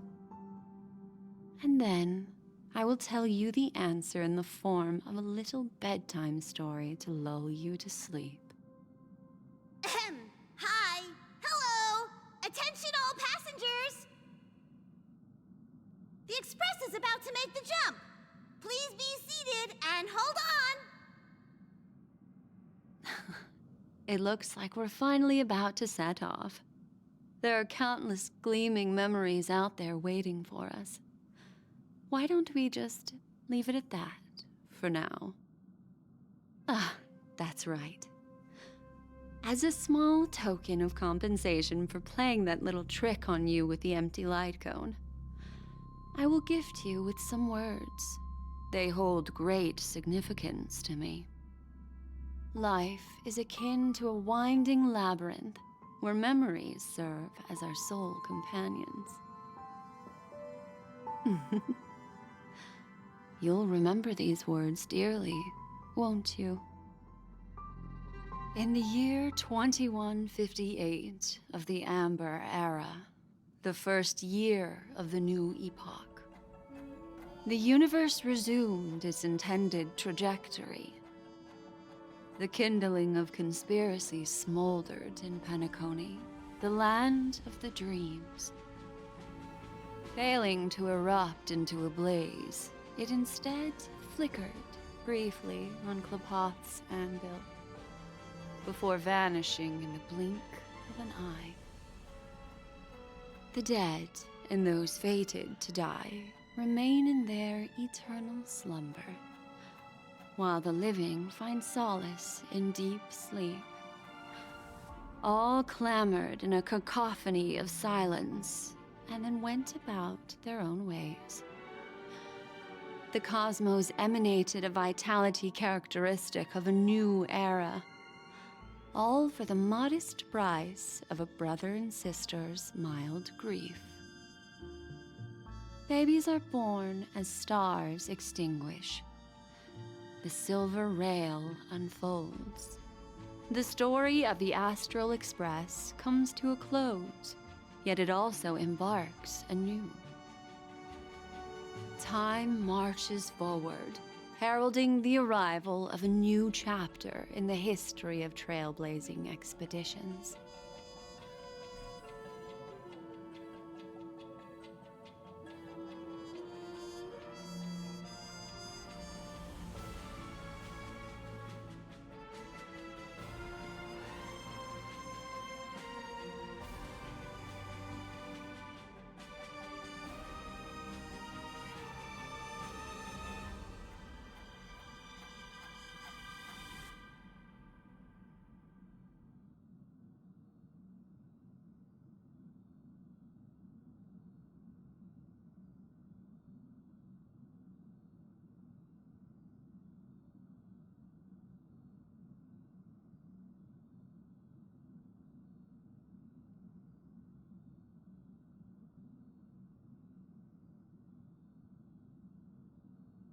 Countless shooting stars streak the sky tonight.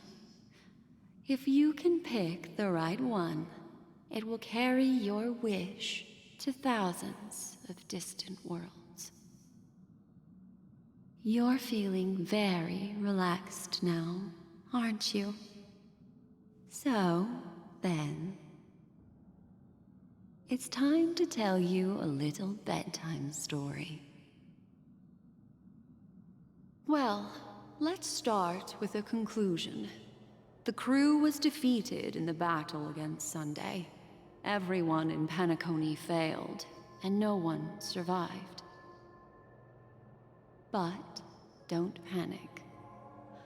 The truth, as horrifying as it may be, is not yet irreversible. There's still a glimmer of hope, and that's why I'm here. Next, I'll use this empty light cone that carries all your memories to relive everything that happened before. And when this story reaches its end, I'm sure someone as clever as you will notice that. There's a major flaw in the story you have experienced, yet within that flaw lies a glimmer of hope. Are you ready for it? Do you remember everything? When the clock turned back, the Express started a warp jump, sending you to a strange dream. You were bewildered back then, and then a Galaxy Ranger named Acheron showed you a way out. When you arrived at the Reverie Hotel, you met the doorman Misha and had a confrontation with Aventurine, an IPC representative. Thankfully, Acheron appeared again and helped you. After that, you saved Firefly and explored Penacony together. During the tour, you ran into Sparkle disguised as Sampo and accidentally entered a child's dream. There, I rescued both of you from death, but Firefly didn't return to reality. She realized the truth and tried to involve you in her plan, but that resulted in an accidental death. Even more unsettling, you soon encountered another murder.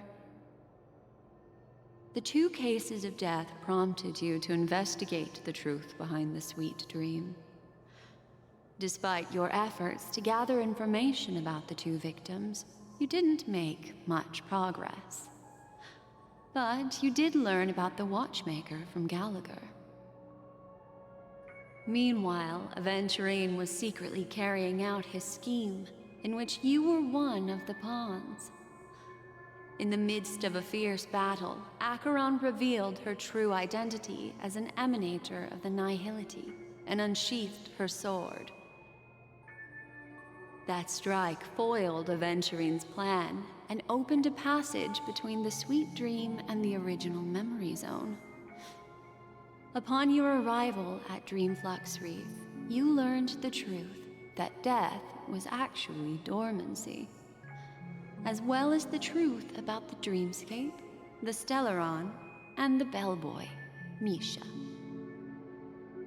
You split up with Sunday and Robin, looking for a way to seal the Stellaron.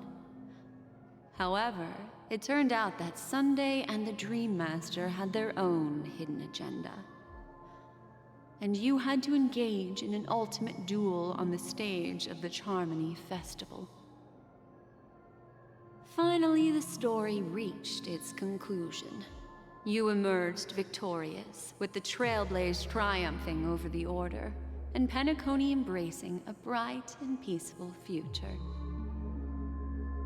This marks the end of the thrilling journey in Penacony. I'm sure you've already noticed something unusual, haven't you? The major flaw, which contradicts all the known information, hides in this story.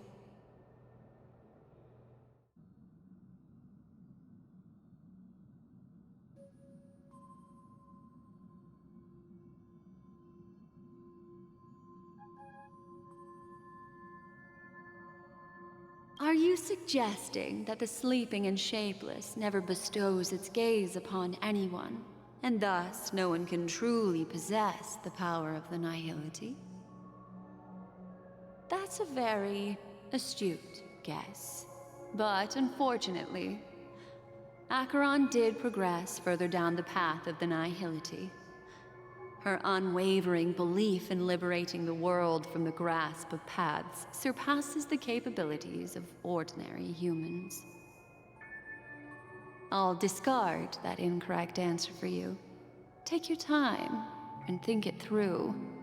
What is the fatal variable?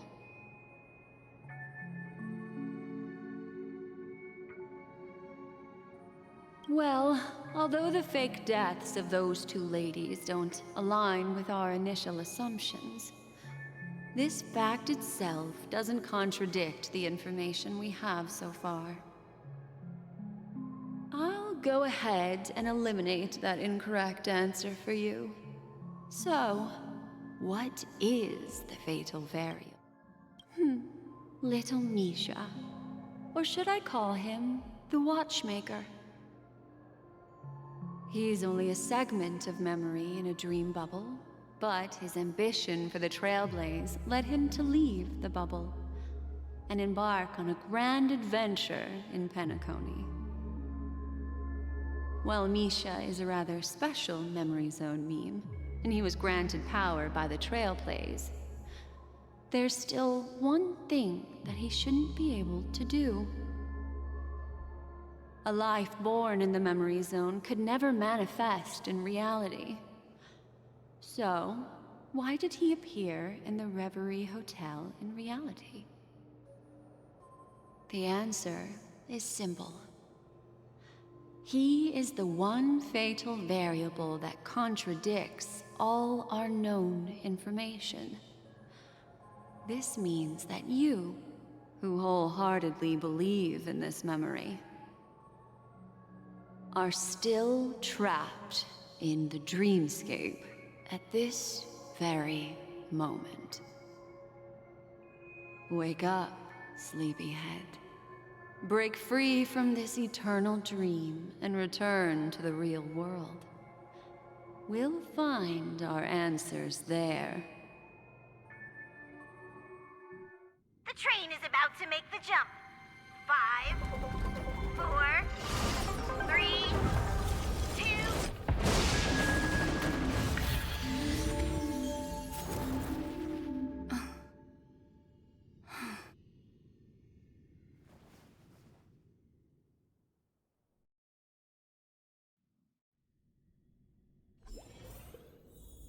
This way, darling.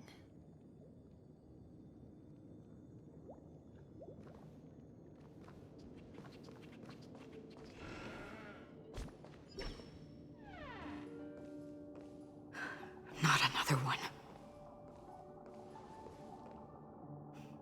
Thank you so much, Black Swan. Finally, I can breathe a sigh of relief.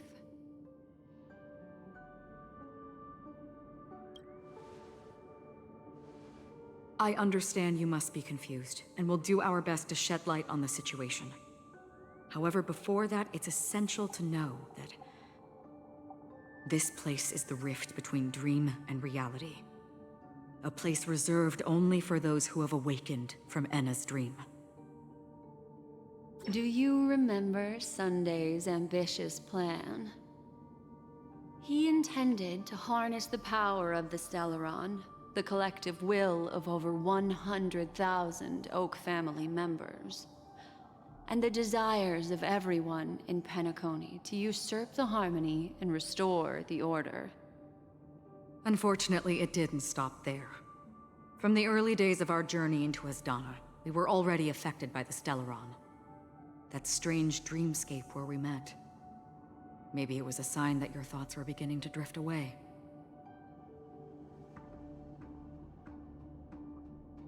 I don't think the goal of the Order was to put everyone into a deep sleep. Quite the contrary. They used the Stellaron to catalyze the leakage of Asdana's Memoria into the material world, allowing the dreamscape to blend with reality. And that included a lot of Memoria from the Beyond the Sky Choir. As time came and went, the dreams eventually became indistinguishable from reality, and reality became an illusion. People think they are awake, but their spirits have long since stepped into the Temple of Order. This is what makes Enna's dream so powerful. In this paradise governed by the Order, everyone indulges in their delightful dreams and lives happily ever after.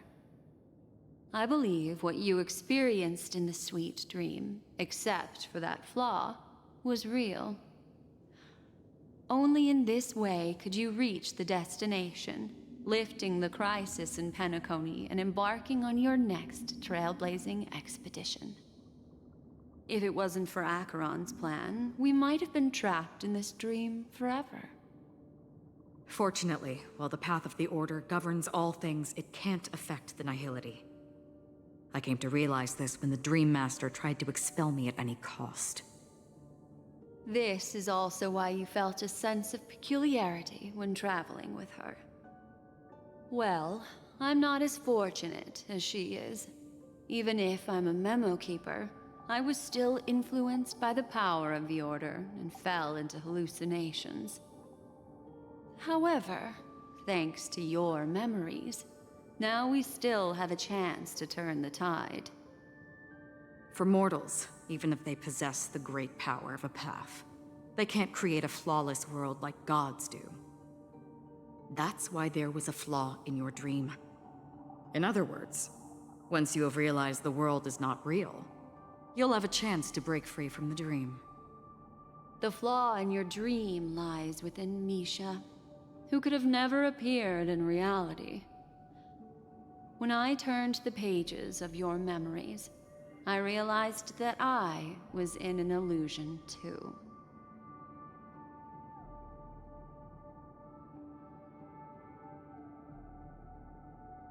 Now Sunday has usurped the power of the Harmonious Choir through the Charmony Festival. As Donna has thus fallen into Enna's dream, transforming everyone equally into the notes of the Eon. Failure doesn't mean weakness. Only the strong can gather the will to resist the Order and try to break free. We still have a chance, though. To make it happen, please, Black Swan, guide us to those with a strong will. All right, please come with me. These people are... They're the ones who accept Enna's dream and indulge in it.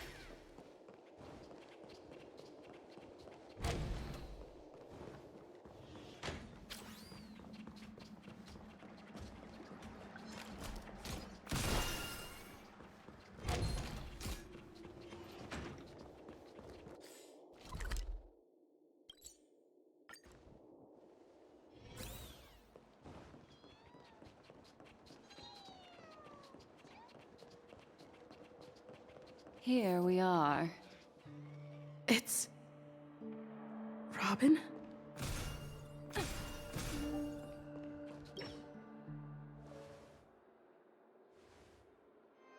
Finally, you've arrived. Let me introduce you to Robin. She woke up from Enna's dream by her own will, and it's this tough lady who led us here with her song.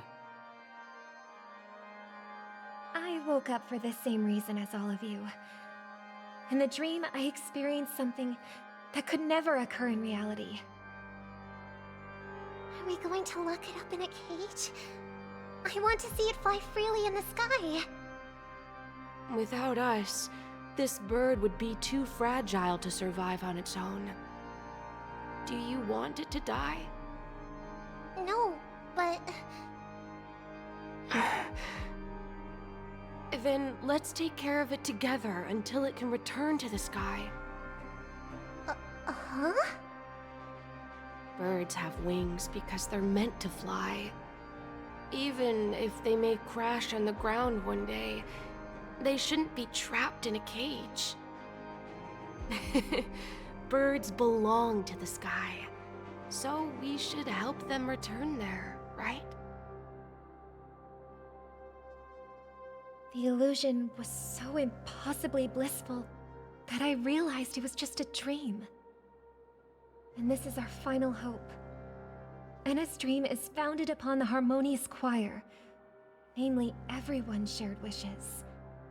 It will only materialize once the aspirations of all beings in Penacony merge as one. At present, It has become impervious due to people's desire to remain slumbering within the dream. And in order to destroy it, we must make everyone in Penacony want to wake up. Now comes the tricky part. How do we do it?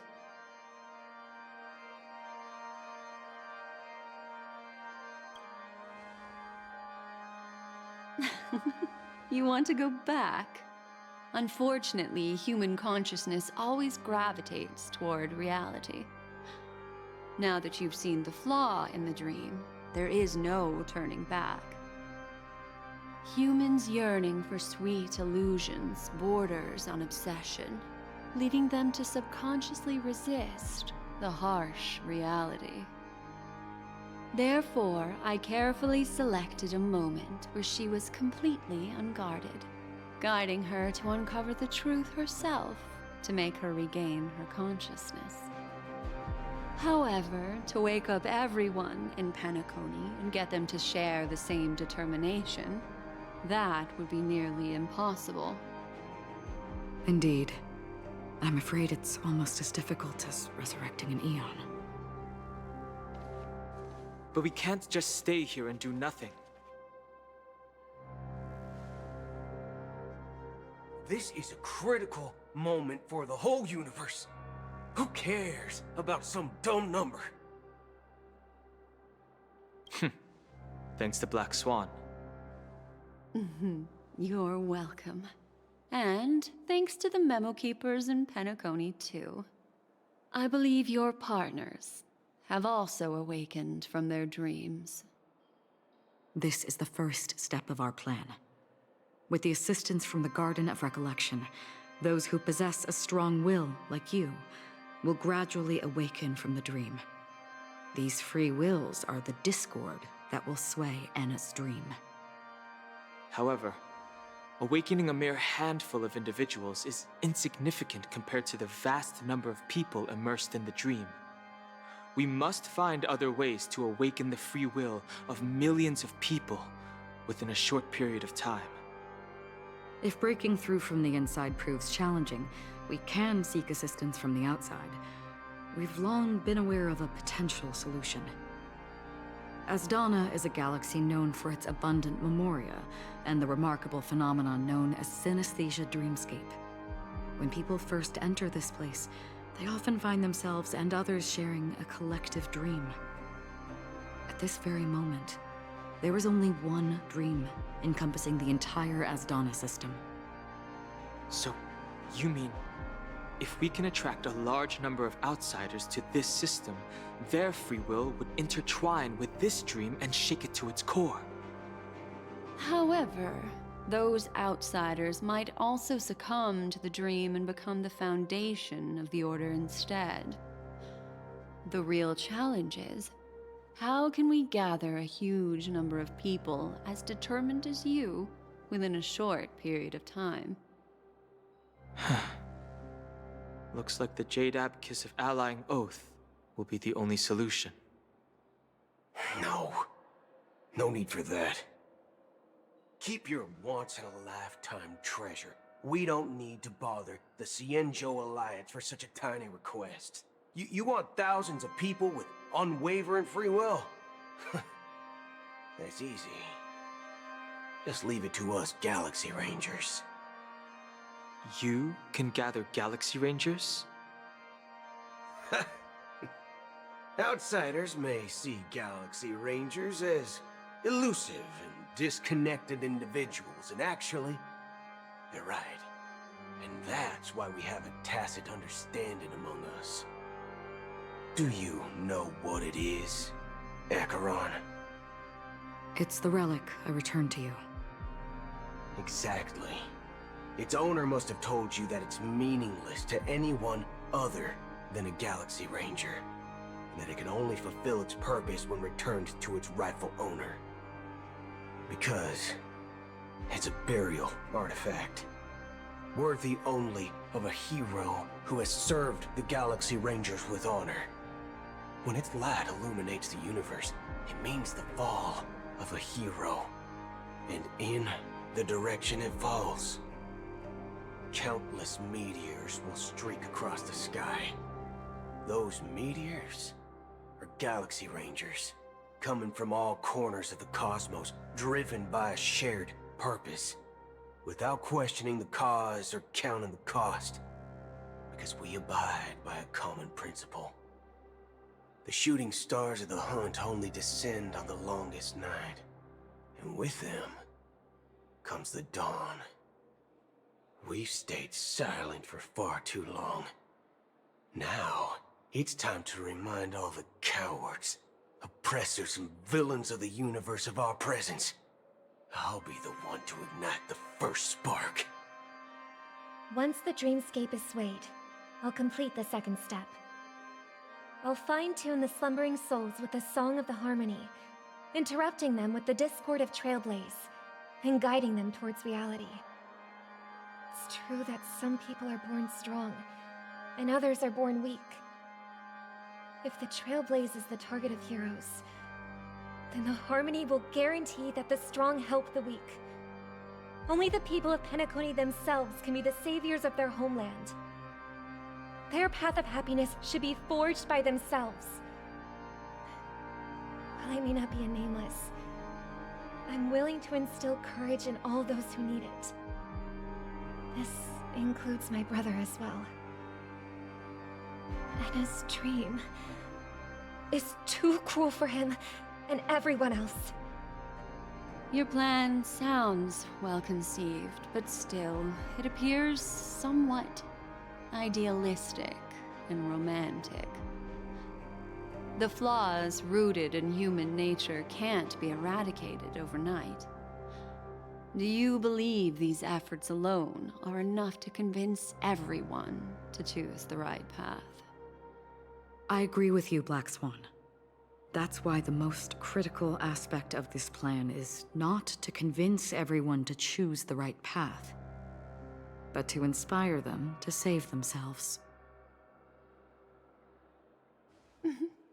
So, you're the key in the end, I assume? The Harmonious Choir possesses the power of an emanator. To overcome it, you'll need the same level of power. The final step in destroying the sweet dream will be my responsibility. That's a relief to hear. Now that our roles are assigned, let's get to our battlefields and pose a grand finale. May I have a moment alone with you? There's one more thing I need to explain to you. This grand festival is drawing to its close. This is the starting point for the ultimate stage of our journey, just as it marked the beginning of all the stories in Penacony.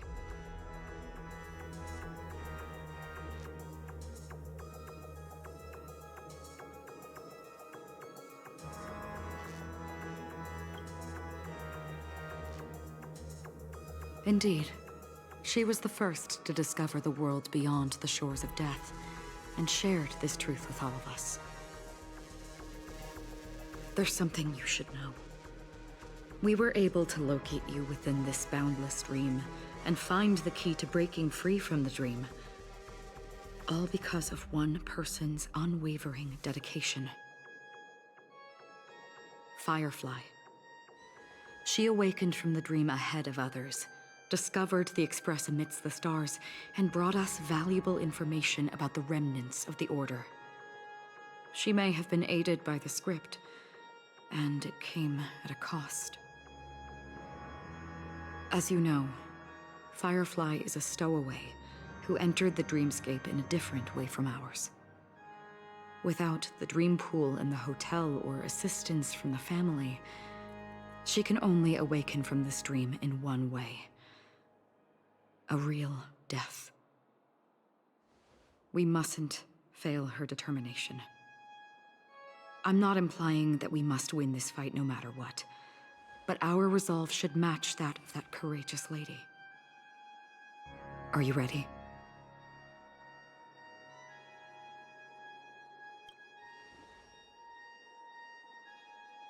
Very well. Now, Please close your eyes.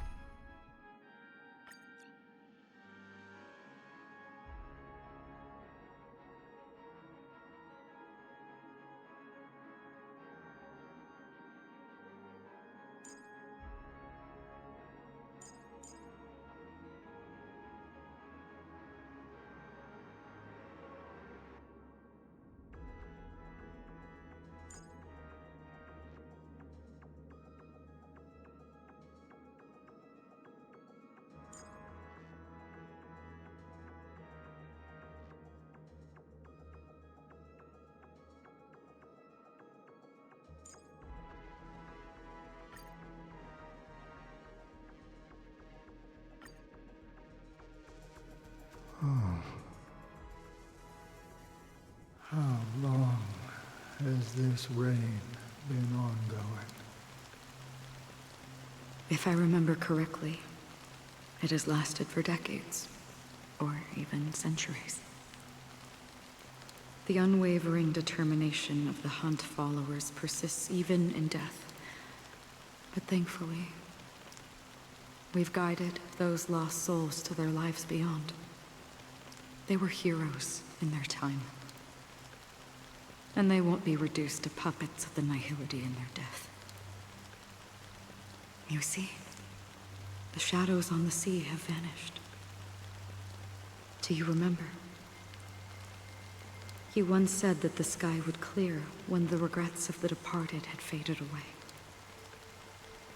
But it's still raining. I know. So, why is all this? Why did this rain choose me? Because someone's regrets haven't been fulfilled, perhaps. Mortals who walk the paths are like sailors on a vast ocean, leaving behind a trail that creates countless ripples of possibilities. These ripples last longer than the fleeting lifetimes of humans.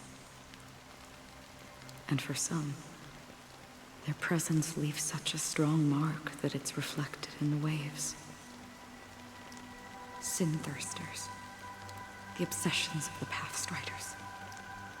They emerge from the depths of Ix, seeing themselves as masters of their own destiny, unknowingly repeating the actions of their past lives. They emerge from the Nihility and head toward it, leading purposeless lives. However, these hollow phantoms, they have journeyed with me for such a long time. Oh. So this is how it is.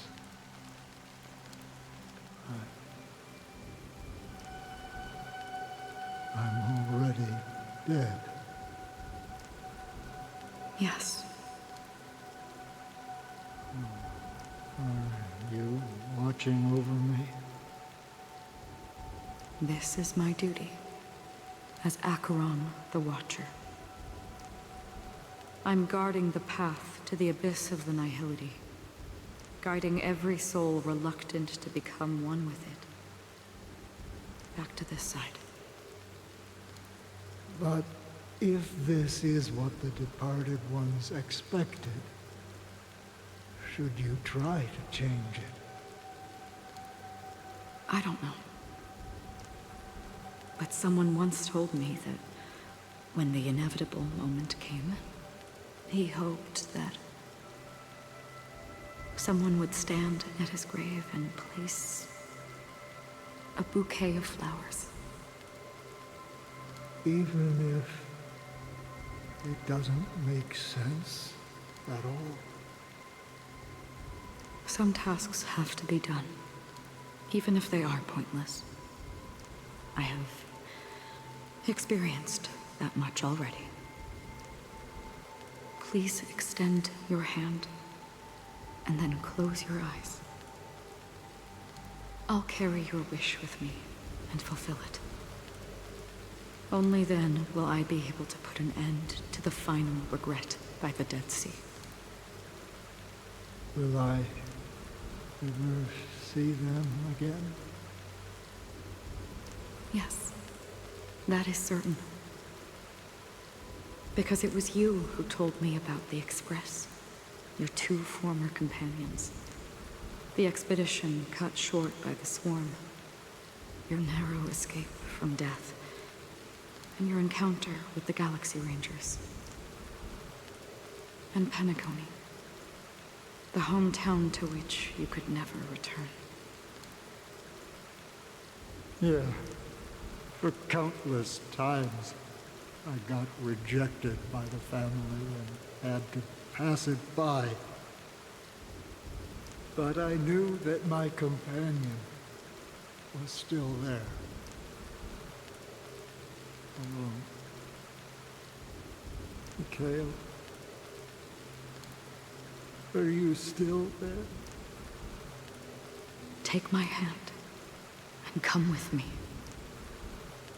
We'll leave this place. You'll embark on a long, long journey, shrouded in darkness. But fear not, as a touch of red will be awaiting you at the end of the path. That's the color of existence. Follow it, and it'll guide you and illuminate the way out. By doing so, you'll eventually reunite in the warmth of the sunlight. Thank you. May death be the end of your boundless dream, guiding you back to the waking world. Welcome to the horizon of existence. This place is one of the thousands of manifestations belonging to the sleeping and shapeless. And it's also an exit out of the nihility for the awake ones. Let's bid our final farewells here.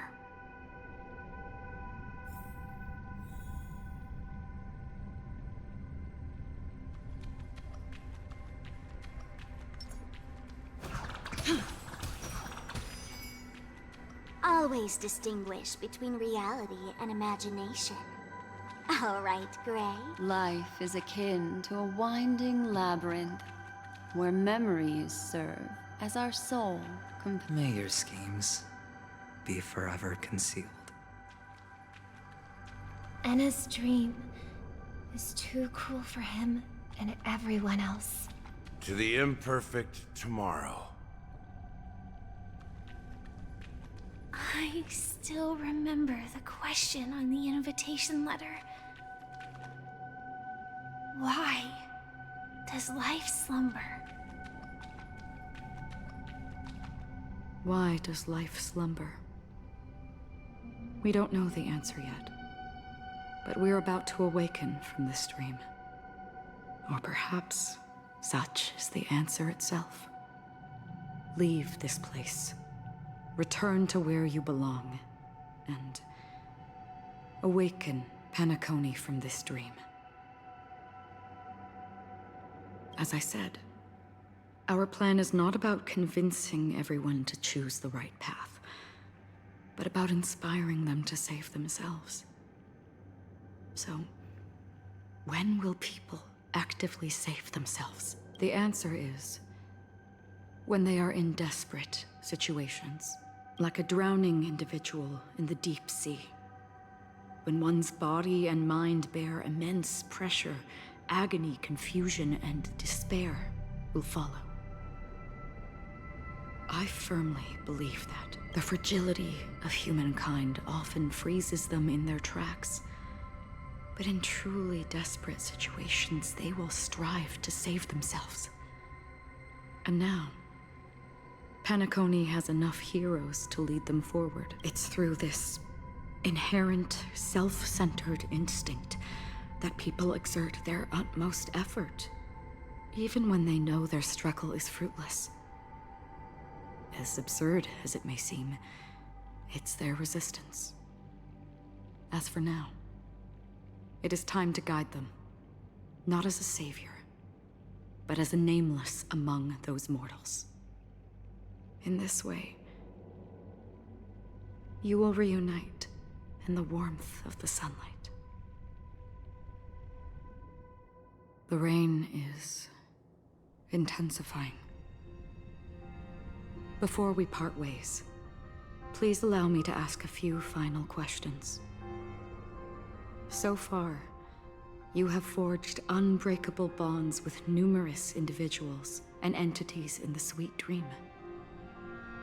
Might I ask if you fear severing these bonds with your own hands?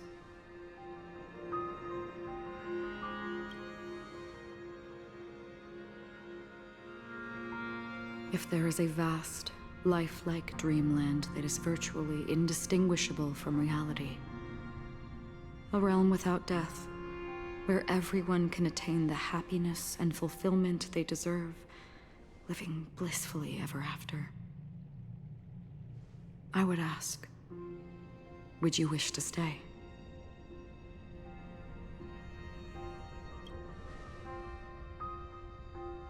Imagine if this splendid dream were fated to fall apart. Friends, family, strangers, followed by the gentle breeze, soaring birds, the stars, and ultimately yourself. Everyone, and every face they remember. The joy and the heartaches, the vows sealed and those left hanging. All will inevitably march towards a predetermined ending. If you had grasped the journey's finale right from its inception, I would ask, would you still embark on this journey?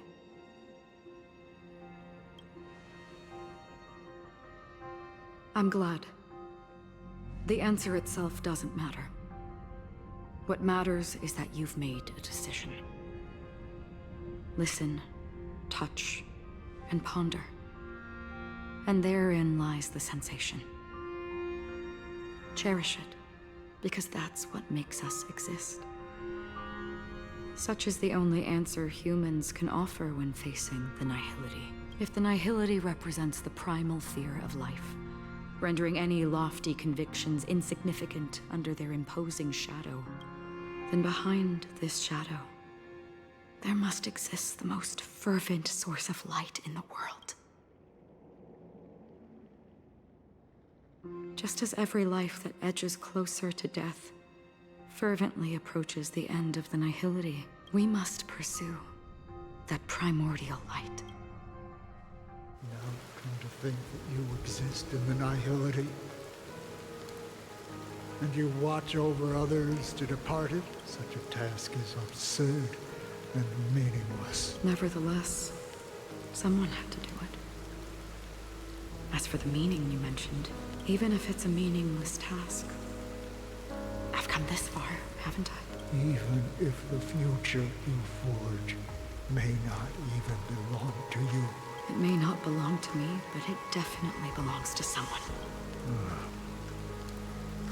What hardships you must have experienced. In that case, allow me to do something meaningless too, please. Tell me your name. Perhaps my existence will vanish in the next moment, and nobody will remember this conversation or your answer. But I believe that your name should be remembered, and this universe will remember it as well. For me, some things are difficult to recall. Yet there are others that I find challenging to forget. Such is memory. a creation of the past that blossoms into significance in the distant future. I remember that marks the start of my journey. The origin of the vibrant red hue in my life, and the most fervent element amidst every tempest. That's my name. Raiden Ozenmori May.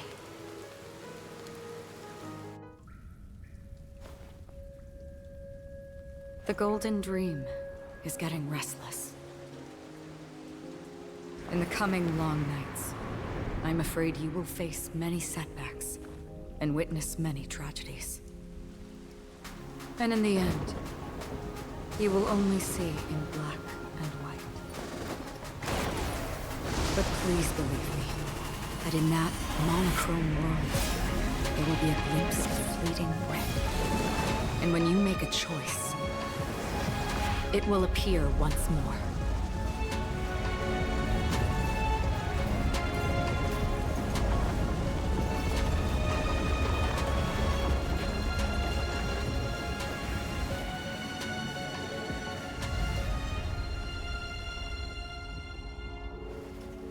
What you must do is ponder its significance, then return to the waking world.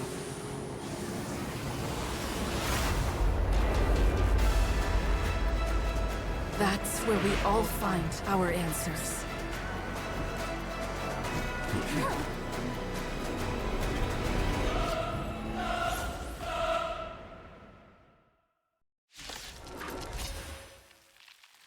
Have you broken free from the dream of order? We've done enough sleeping already. Let's show them a wake-up call. Go Navi! How noisy! Keep up with me. Wake up! A quick divination. Together as one. How noisy!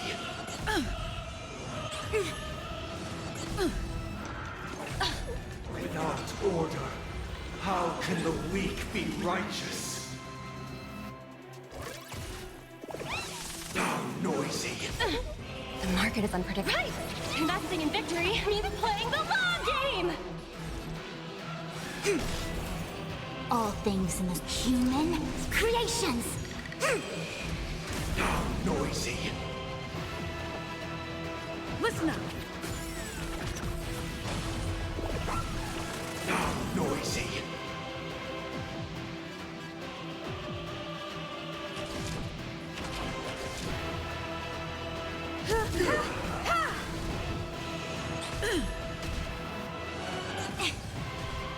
If you have any objection, feel free to make your case.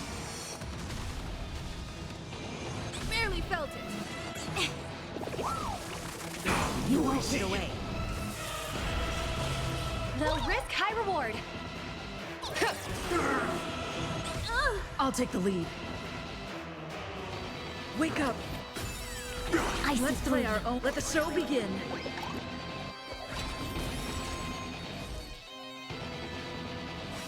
Disorderly noise! Time for an overhaul.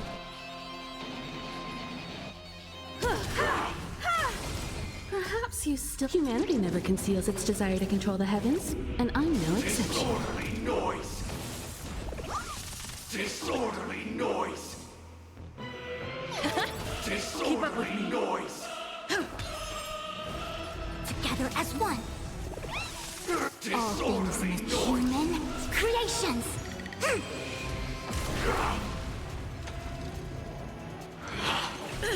Sink into a dream. I have something for you. How noisy!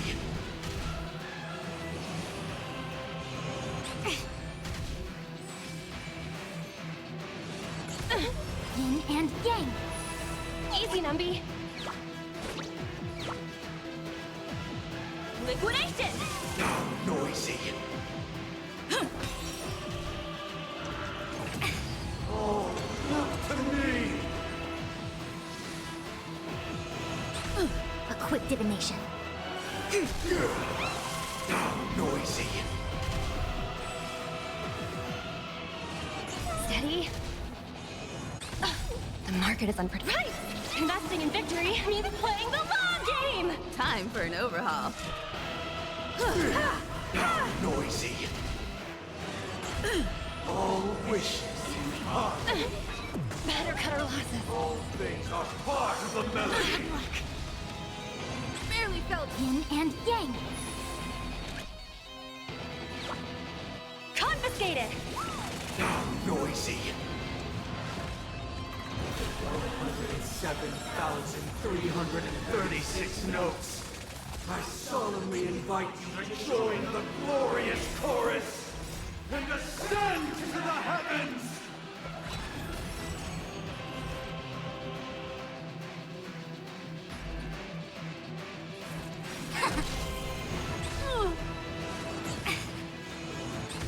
I have something for you. Perhaps humanity never conceals its desire to control the heavens, and I'm no exception. Still the same. With wisdom comes Let the protection. valuation begin! Noisy. I see through you. Converge and awaken. All things in this world have human creations.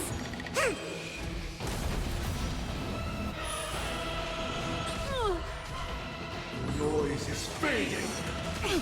If the dreamscape is indistinguishable from reality, can it still be called an illusion?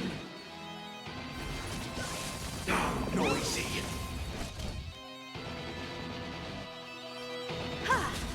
Keep up with me.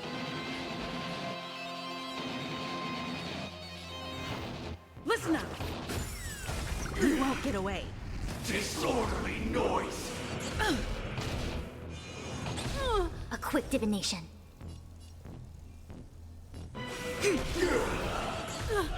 With this perfect melody I command, recreate paradise anew!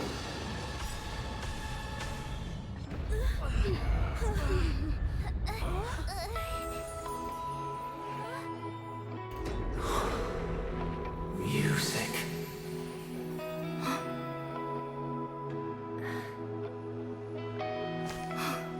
There seems to be another kind of sound coming into the Order's symphony.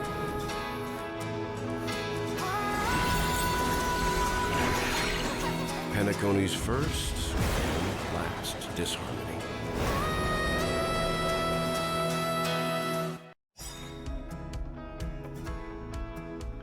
Those imprisoned in their dreams are awakening for freedom. Disorderly noise! Robin, is that you singing? Brother, you have heard their cries. This is not the paradise they hoped for. Even so, they don't know where they should be heading.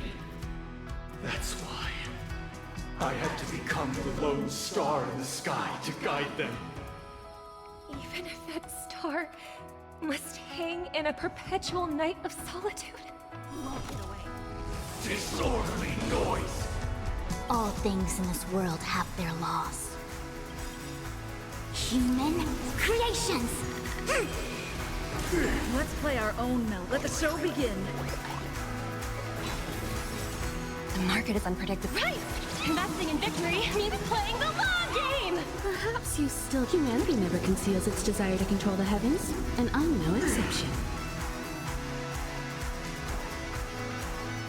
Wake up. You won't get away. Disorderly noise! They'll risk high reward.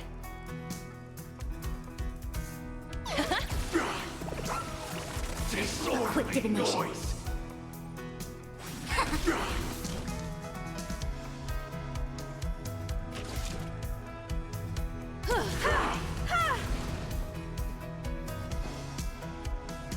Listen up. Let the valuation begin. Disorderly noise! Together as one.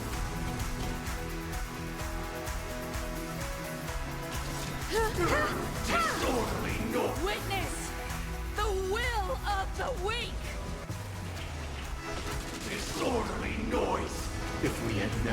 experienced solitude. How could we have embarked on different paths? Now, our final talk has concluded. All the work of creation has been completed. The inevitable day has arrived. The embryo of philosophy will reshape for us all of reality. If your paradise can save more people, sever my path with your hands. I swear on truth. I'll take the lead.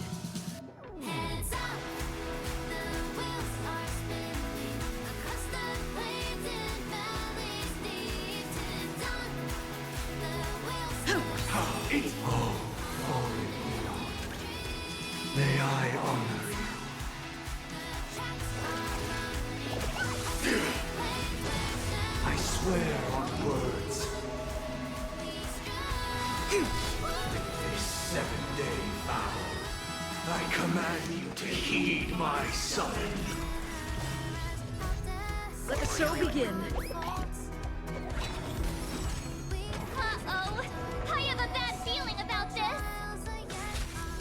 It was not you who created all things.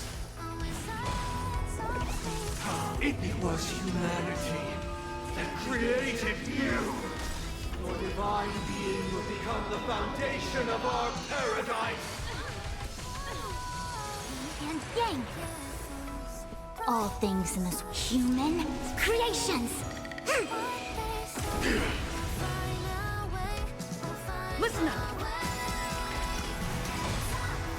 Even if the future is full of pain, we won't escape from it.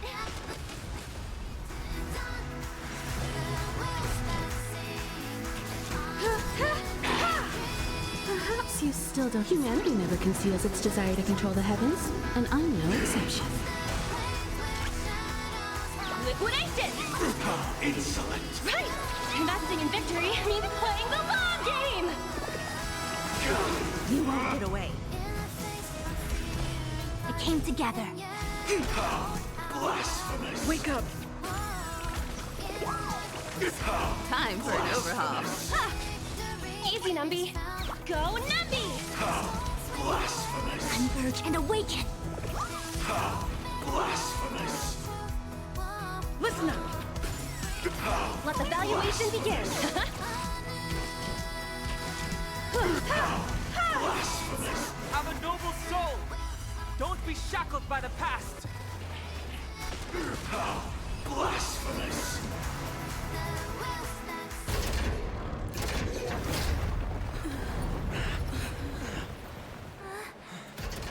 So, why does life slumber? Because someday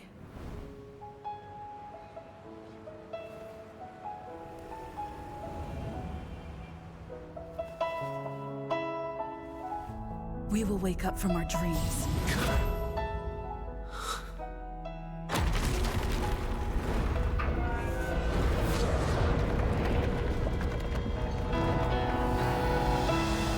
The night is still too short.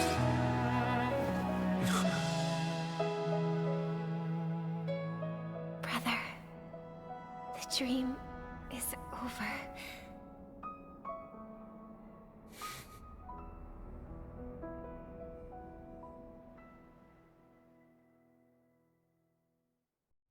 In the first year of the AE 2158, a fiery conspiracy erupted in the land of the dreams, but soon faded in chaos and destruction. Whispers carried the tale of those fateful 48 system hours, when a sun teetered on the precipice of collapse. A paradise stood on the brink of destruction, and a world was poised to surrender to its new master. Amidst it all, a body decayed, a pack of vultures gathered, and a brother and sister were doomed for eternal separation.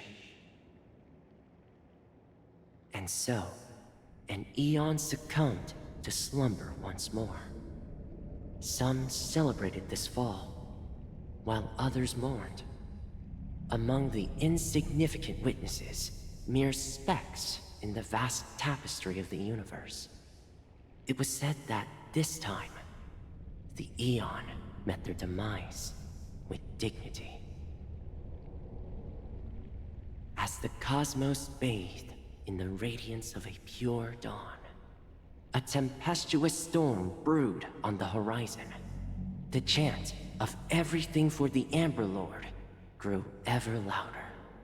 Yet, no matter how one contemplated, time inexorably swings Klapot's colossal hammer in eternal cycles.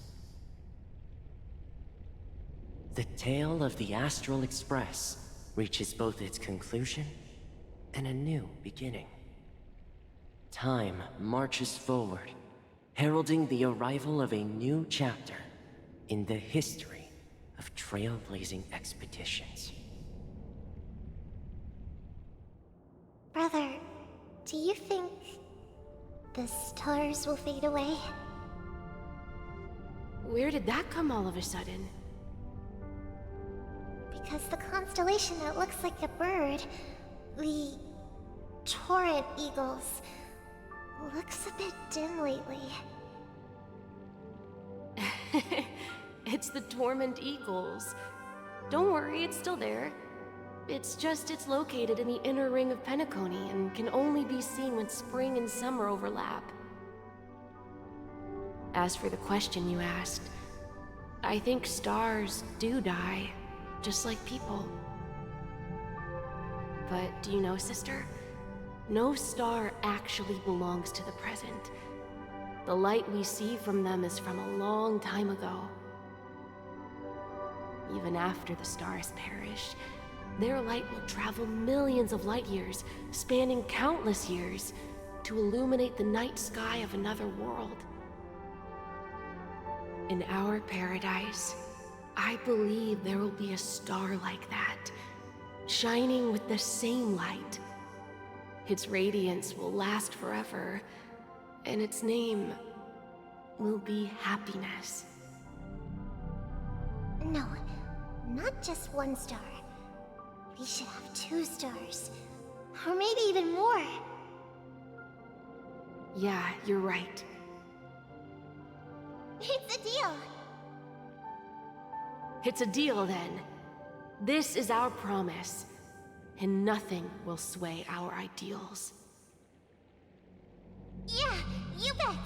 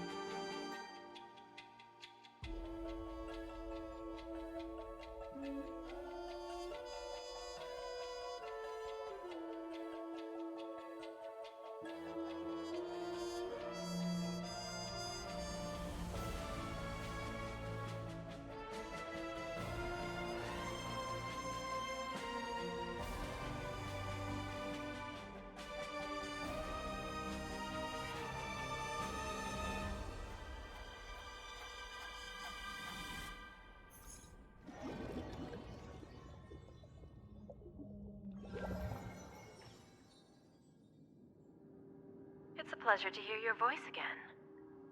Congratulations. You've become the biggest winner of this festival. Are you calling just to poke fun at me? No. I'm just impressed. Not only did you venture alone into Penacony and discover the truth of Dreamflux Reef, but you also managed to escape with the help of that Knight of Beauty. Remember the recording you received from your Trailblaze friend? It's now the most valuable chip in this game. However, this came at a high cost. Losing a cornerstone is a hefty price to pay. Diamond just called a meeting to discuss what to do with you. Just as I expected. So is Diamond planning to demote me, or kick me out of the 10 Stonehearts? Why don't you take a wild guess? Well, alright. Then I'll guess. He's going to promote me to P46? Alright. What will you wager? Are we talking about a real bet here? I don't want to wager anything just to escape your clutches. But if it's just a friendly bet, I'll put on the line what I did when we first met. I'll bet my life, ma'am. Interesting. But since it's Diamond's call, no one can predict the outcome. I'm on my way to Penacony. Once everyone is settled, we'll return to Pier Point for the final showdown. Sounds like I'll be out of the action for a while. Finally, a chance to kick back and relax. Yeah. Leave everything to me and Topaz, child. Thanks to you, as soon as the Jade Stone was delivered to the family's compound, we finished up our preparations. The seeds we planted have taken root. Soon, it'll be time to reap the rewards. Huh?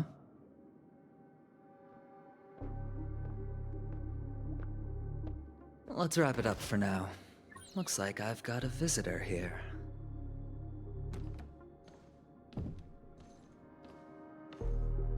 Oh, so many surprises today.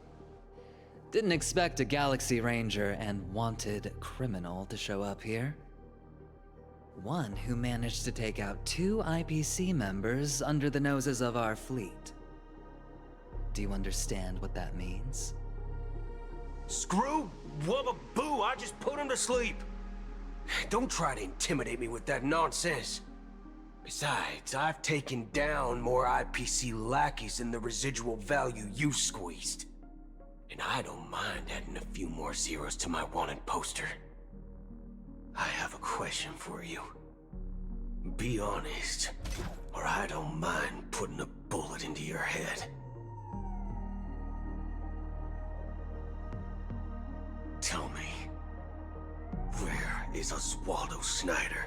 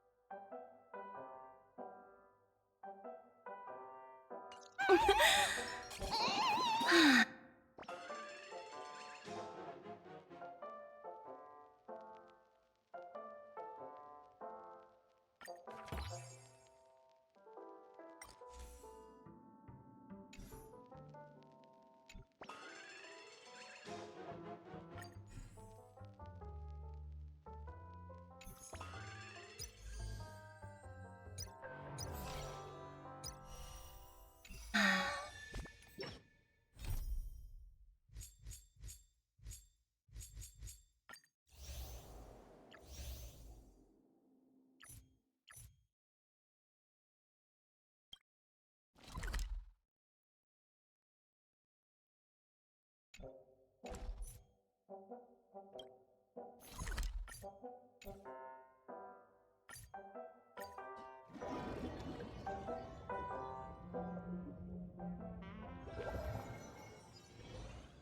for a break. Silent mode activated.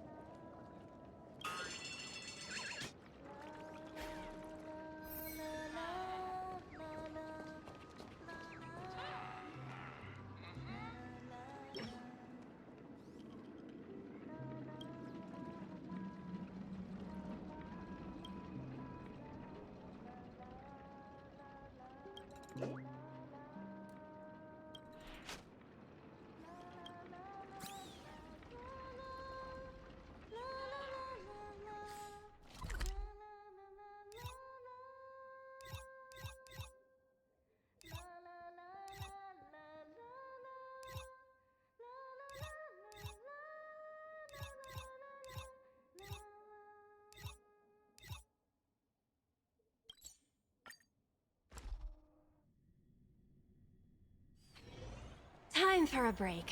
Silent mode activated.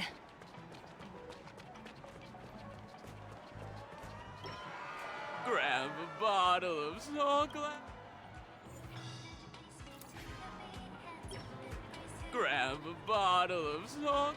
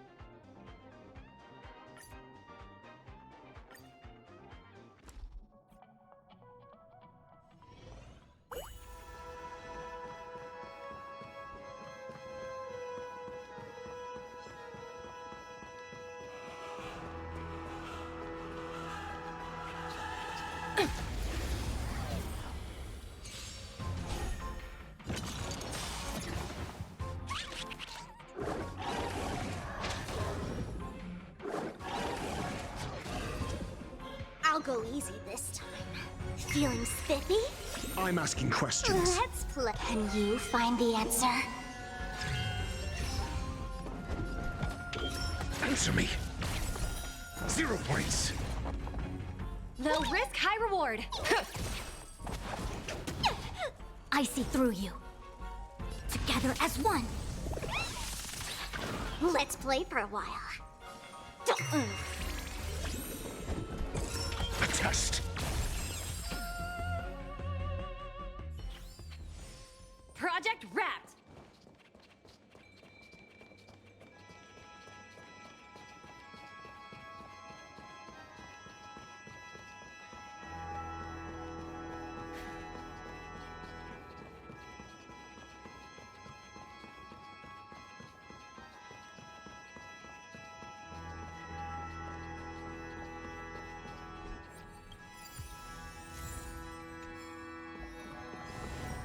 infallible.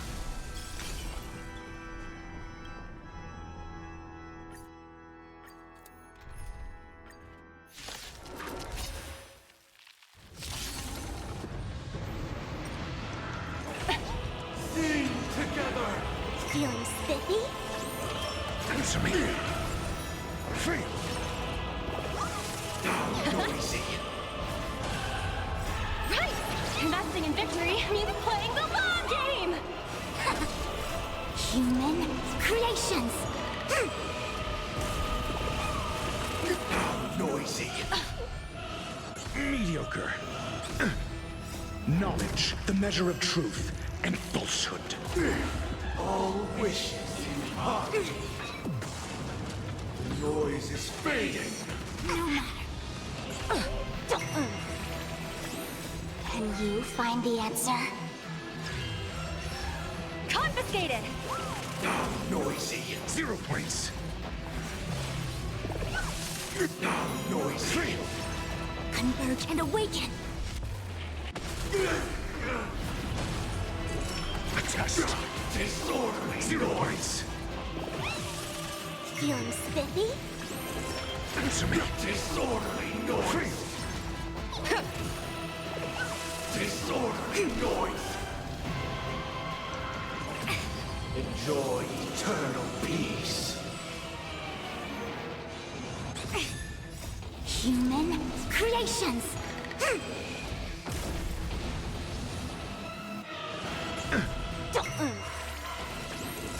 Test.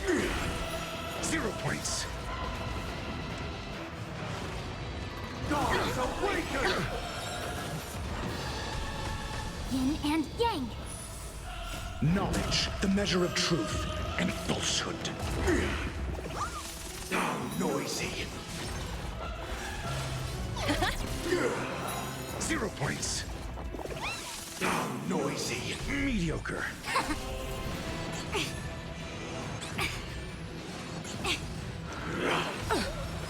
Right! Investing in victory means playing the long game!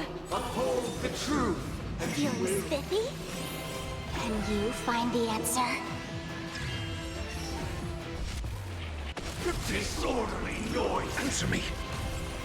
Fail. Disorderly noise. Confiscated! Noisy. Converge and awaken. Human creations. All things are part of the melody. Eternal prayer. Test. Noisy. 0 points.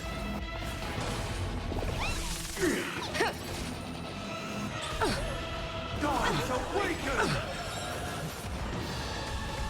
Yin and yang. No matter. Feeling spiffy? Answer me. Fail.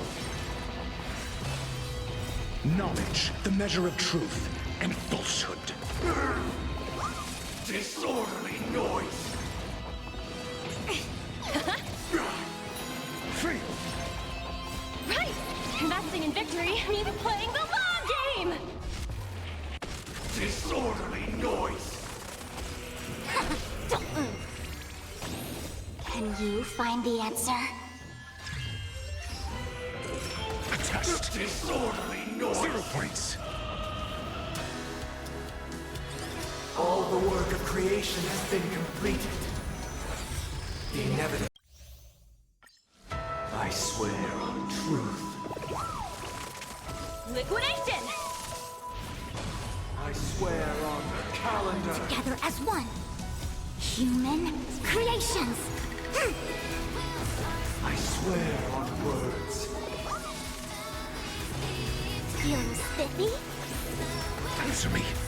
I swear on values. I swear on rules. Test. How insolent!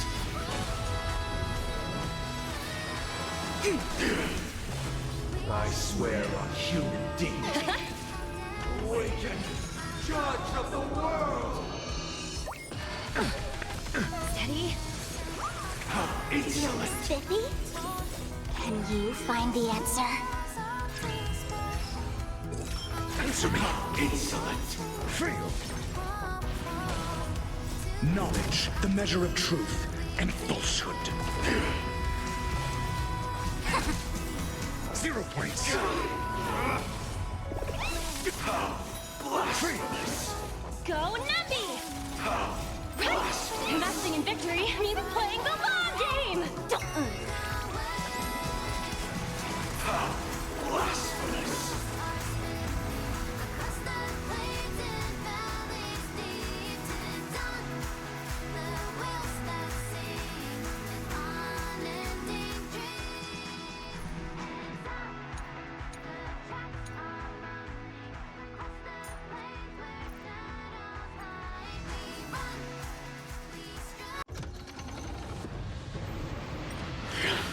Steady. Oh, look to me! Who will it be? Liquidation! Together as one. All wishes in heart. No matter. All things are part of the melody. Yin and yang. Oh, stars, give these trailblazers your blessing. Human creations. Go Numby! Right! Investing in victory means playing the long game! You won't get away. Disorderly You won't noise. get away.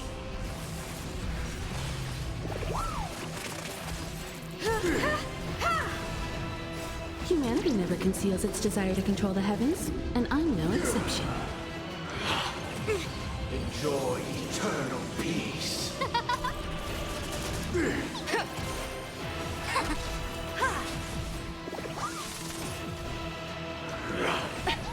Sing together. Barely felt. Who will it be? Oh, stars, give these trailblazers your blessing. Converge and awaken. Human creations. Now noisy.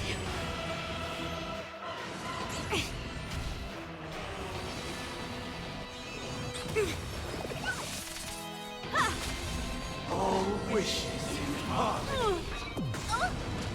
Noise is fading.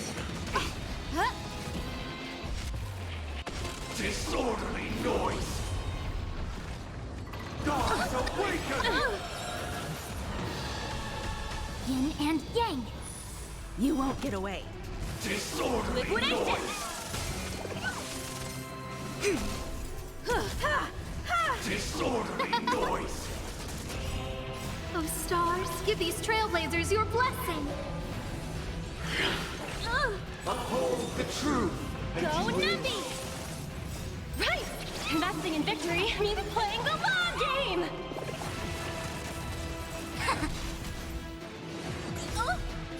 Humanity never conceals its desire to control the heavens, and I'm no exception. Disorderly noise.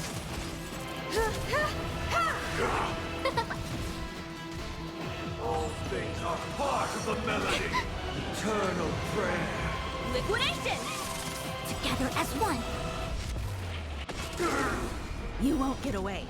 Disorderly noise. Human creations.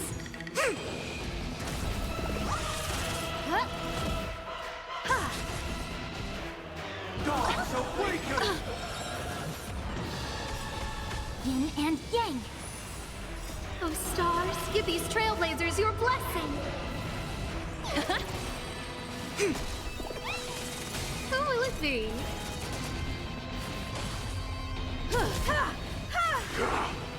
Humanity never conceals its desire to control the heavens, and I'm no exception.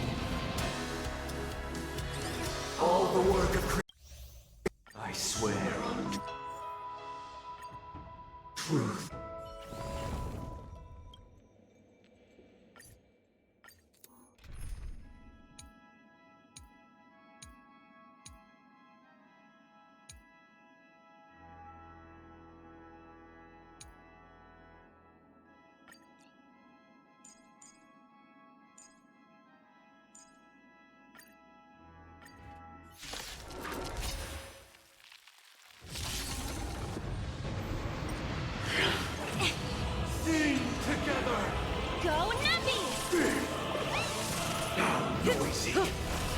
Converge and awaken!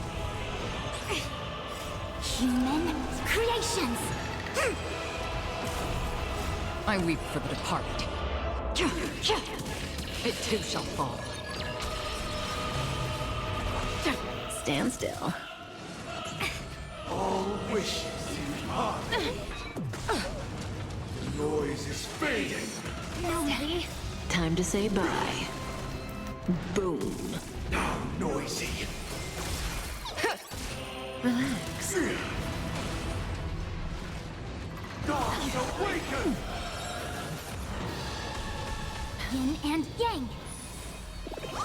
Now noisy. Again?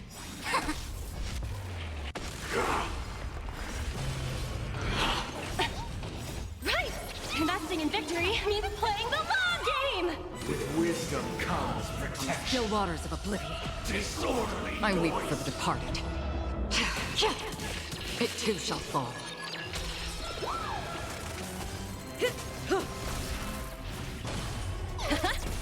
Stand still. Now noisy. Steady. Wait for good tidings. Time to say bye. Boom.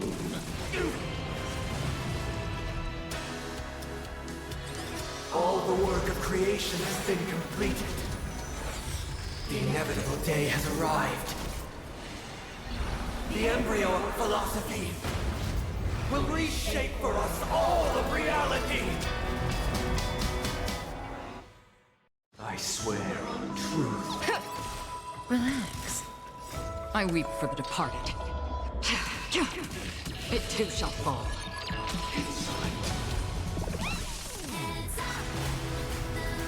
I swear on the calendar. Converge and awaken! Human creations! I swear on words. Destined for oblivion. I swear on values. I swear on rules. Stand still.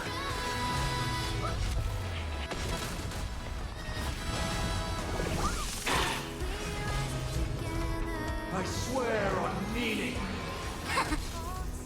I swear on human dignity.